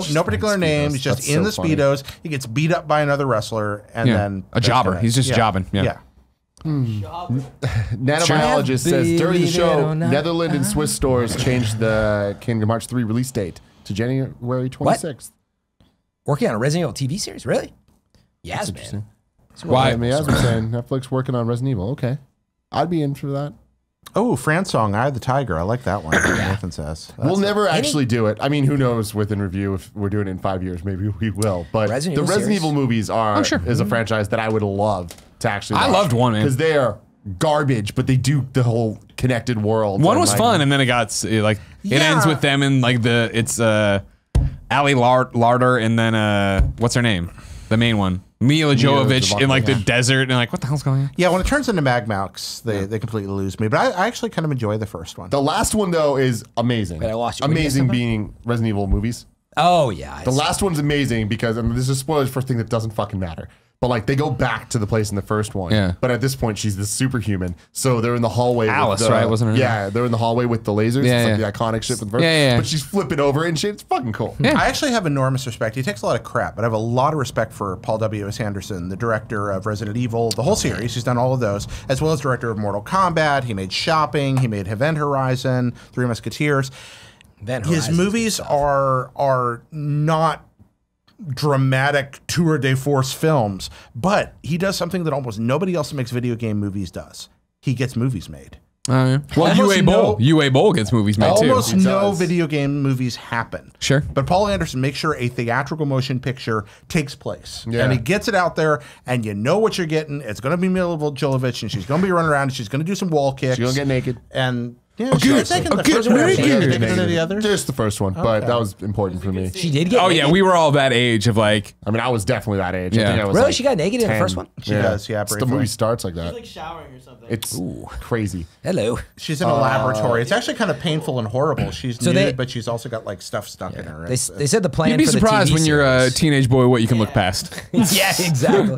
The plan for the TV series, now this is per deadline, Netflix won't confirm it, is to expand the RE universe and deepen the existing mythology. Oh, thank God. And then they said they hear the series will keep the basic premise, which also serves as a setup for the movie franchise. The drama series will explore the dark inner workings of the Umbrella Corp and the new world order caused by the outbreak of the T-virus. Hey, at least for screencast, all right? I hope we get a Yeah, Mila I'm setting Jovovich you like up, and there's a camera on perfect that. plug, Kevin. That was good. That was good. I want to give a shout out, speaking of video game movies, to the Dead or Alive movie. It is absolutely horrible. Have you guys seen it? That was a full movie thing? I just don't. I remember being heard it was terrible. Why would I ever Dead or see it? Alive was a full movie, but I want to give it a shout out because it was amazing in the bad way, where it's like such a good bad movie where Like it Mortal did Kombat. something that we haven't seen before with video game movies, where it's like, no, we're gonna make the game into a movie, and they come up with a reason for health bars. What? And the characters, it's a fighting tournament. That sounds so And bad. they had like they inject them with like some weird like cybernetic shit, so that the characters actually see health bars when they fight, which is fucking cool, man. That's funny, I guess. It was. sounds I like a love train that wreck. movie so damn much, But it's really bad. And it came after House good of the bad. Dead, which House of the Dead, the movie, is so bad. There's a scene where a character, they're all trying to figure out what happens, and they find a book, and they take the book. Like, this book looks old. It must be able to help us. Yeah, it's just, that's What the fuck? the best video It makes game sense, man. movies are the ones that aren't about real video games. Something like Scott Pilgrim Yeah. or Wreck-It Ralph, where you're alluding Kubo to and real the Two video Strings. games, Yeah. but not focusing on the like. Both of those interface with real video games in many ways. River City Ransom, Qbert, etc. is all there, but the movies aren't trying to follow the plots of those games. And that's why both the Wreck-It. Did you see the second Wreck-It Ralph? No. Oh, it's Unfortunately, excellent. it's not. I'm sure. Oh, what's You wrong didn't like with it you? as much, Tim? Give us the Disney Princess movie. Nobody wanted the rest of that movie. The Disney Princess stuff is fantastic. Everything else is like, oh, Did this you is like the first worst one? version of the first That one. movie's spectacular. First one, fine. Oh, okay. Fine. You weren't over the Wreck-It moon Ralph about 2 it. is excellent. All right. Don't listen. Not for to this guy. everybody. It ain't. I'm ready for the Metroid series, by the way. Yeah? That thing has just been in wait forever. There was talk of John Woo for a while, and it's been tossed around. And like we're not seeing like Resident Evil's making it to Netflix. Come on, No, give me Nintendo's Metroid. gonna- It's got all the right feel. I know Nintendo's a pain in the They're butt. going to protect that. It is very, Yeah, just like Zelda. very difficult for me to believe that Nintendo will ever actually sign off on the final production of a Metroid series. Those properties are too valuable to them. They see them sullied, and every time they've loaned them out, it's been a monstrosity. The best we've seen of it was probably the Super Mario commercial. Bros. The movie, yeah. You're Well, right, no, Frank. that. But You're I was going right. to say Good point. Metroid. Wizard. There was a commercial that was pretty cool. Right, It but was that was a for commercial. Metroid Other M. Yeah. Yeah, maybe it was Which that is one. surprising, but like the live action trailer for that was amazing, and the did that Rainfall Films short they did for Metroid was awesome. that's Okay, right. Yeah. Incredible. As much as Get ourselves I April Fools. appreciate Yeah, that was a great this one. That input was a great around Metroid, let's all be clear that the greatest moment in Nintendo advertising history is definitively Smash Brothers 64. the Happy together with Janet Jackson dancing video in the Japanese Zelda commercial. You guys have seen this, right? Yes, Yeah. unfortunately, That's Janet Jackson's in that? it is freaking unreal. the little like Yeah, is that the Kevin, What you about bring that Bowser up? with an amiibo up Can you his bring butt? that up? Is that going to get us in trouble? I Can we feel show like that? that might- It What about Bowser with an probably will. amiibo Probably up will his get you butt? trademarked. Oh, I don't. We don't want to copy- get in trouble. copy- I don't remember that. It's brand new. It's for the most recent run of it. Him looking back and forth, and the doctors are looking at this X-ray Yeah, we of have like Pokemon coming. fucking amiibo up a guy's butt. After the show, we got to watch this thing. I'll find it. I'll show it to Yeah, you. we'll watch I'm that not after the afraid. show. Cool, Greg. You afraid? By the way, He ain't afraid favorite nothing. House of the Dead game? Typing of the House of the Dead. Oh yeah, Oh, totally. Typing of the Dead. That Yeah. game is Yeah. so amazing. It's the best way to learn to type. It was Dreamcast. I don't know what else. What? It was Wasn't it? arcade originally. Typing of the Yeah, Dead was in the Typing of the Dead was arcade. an I have watched people play Typing of the Dead in Japanese arcades. It's so awesome. Best way to learn to type. Just getting blowing people's heads off. And I love the House of the Dead games. I think they're called Overkill on the Wii. Oh, 'Cause, like, Overkill's so good. That was the, Yeah, that was that really was a where great we're like, one. all right, the Wii would be such a great light yeah. gun shooting thing, and they actually were like, They we're did. going to give you what you want. actually, that's Yeah. right. I did play some of that, and that was quite good. Yeah, House of the Dead Overkill and Dead Space Extraction, both excellent light gun games. And honestly, the Resident Evil, with it, Umbrella Chronicle, I don't remember. Umbrella Metroid Prime as Chronicles well and on Dark Wii, actually. Side Came out. Chronicles, where they retold the plots of the Resident Evil games, but via light gun, and it was cool. House of the Dead, the main thing Wii I was a great remember light about gun. it is like you killed enough stuff and a giant American flag would flash on the screen and it would scream, Gorgasm! Which I Oh, think I yes. first... That was in the House of the Dead movie too. It didn't say Gorgasm, but there was a character. Her name was Liberty. Oh, that's some- right. oh, God. I think it I'm was sure she had Joyce, orgasms. Joystick. Who that first doesn't? Pointed that out. Remember R.I.P. I Joystick. had one during this show. Ladies and gentlemen, this has been the Kind of Funny Gorgasm. Gamescast post show. Thank you very much for joining us. We will see you tomorrow on twitch.tv/Kind of Funny Games at 10 a.m. for the Kind of Funny Games Daily Show. Nailed it. Then followed by Kind of Funny Screencast hosted by Big Dog Kevin Coelho, followed by an episode of Internet Explorers because we're not going to be able to record one on Monday because we're coming back from Arizona. Big Arizona. Big Arizona, they call it. And then me and Big Greg A. get to go play some games. Yeah. Exciting stuff. Very exciting on that. Can't talk about good that. stuff. No, but it's cool. All right. Oh, bye, everybody. Doki doki.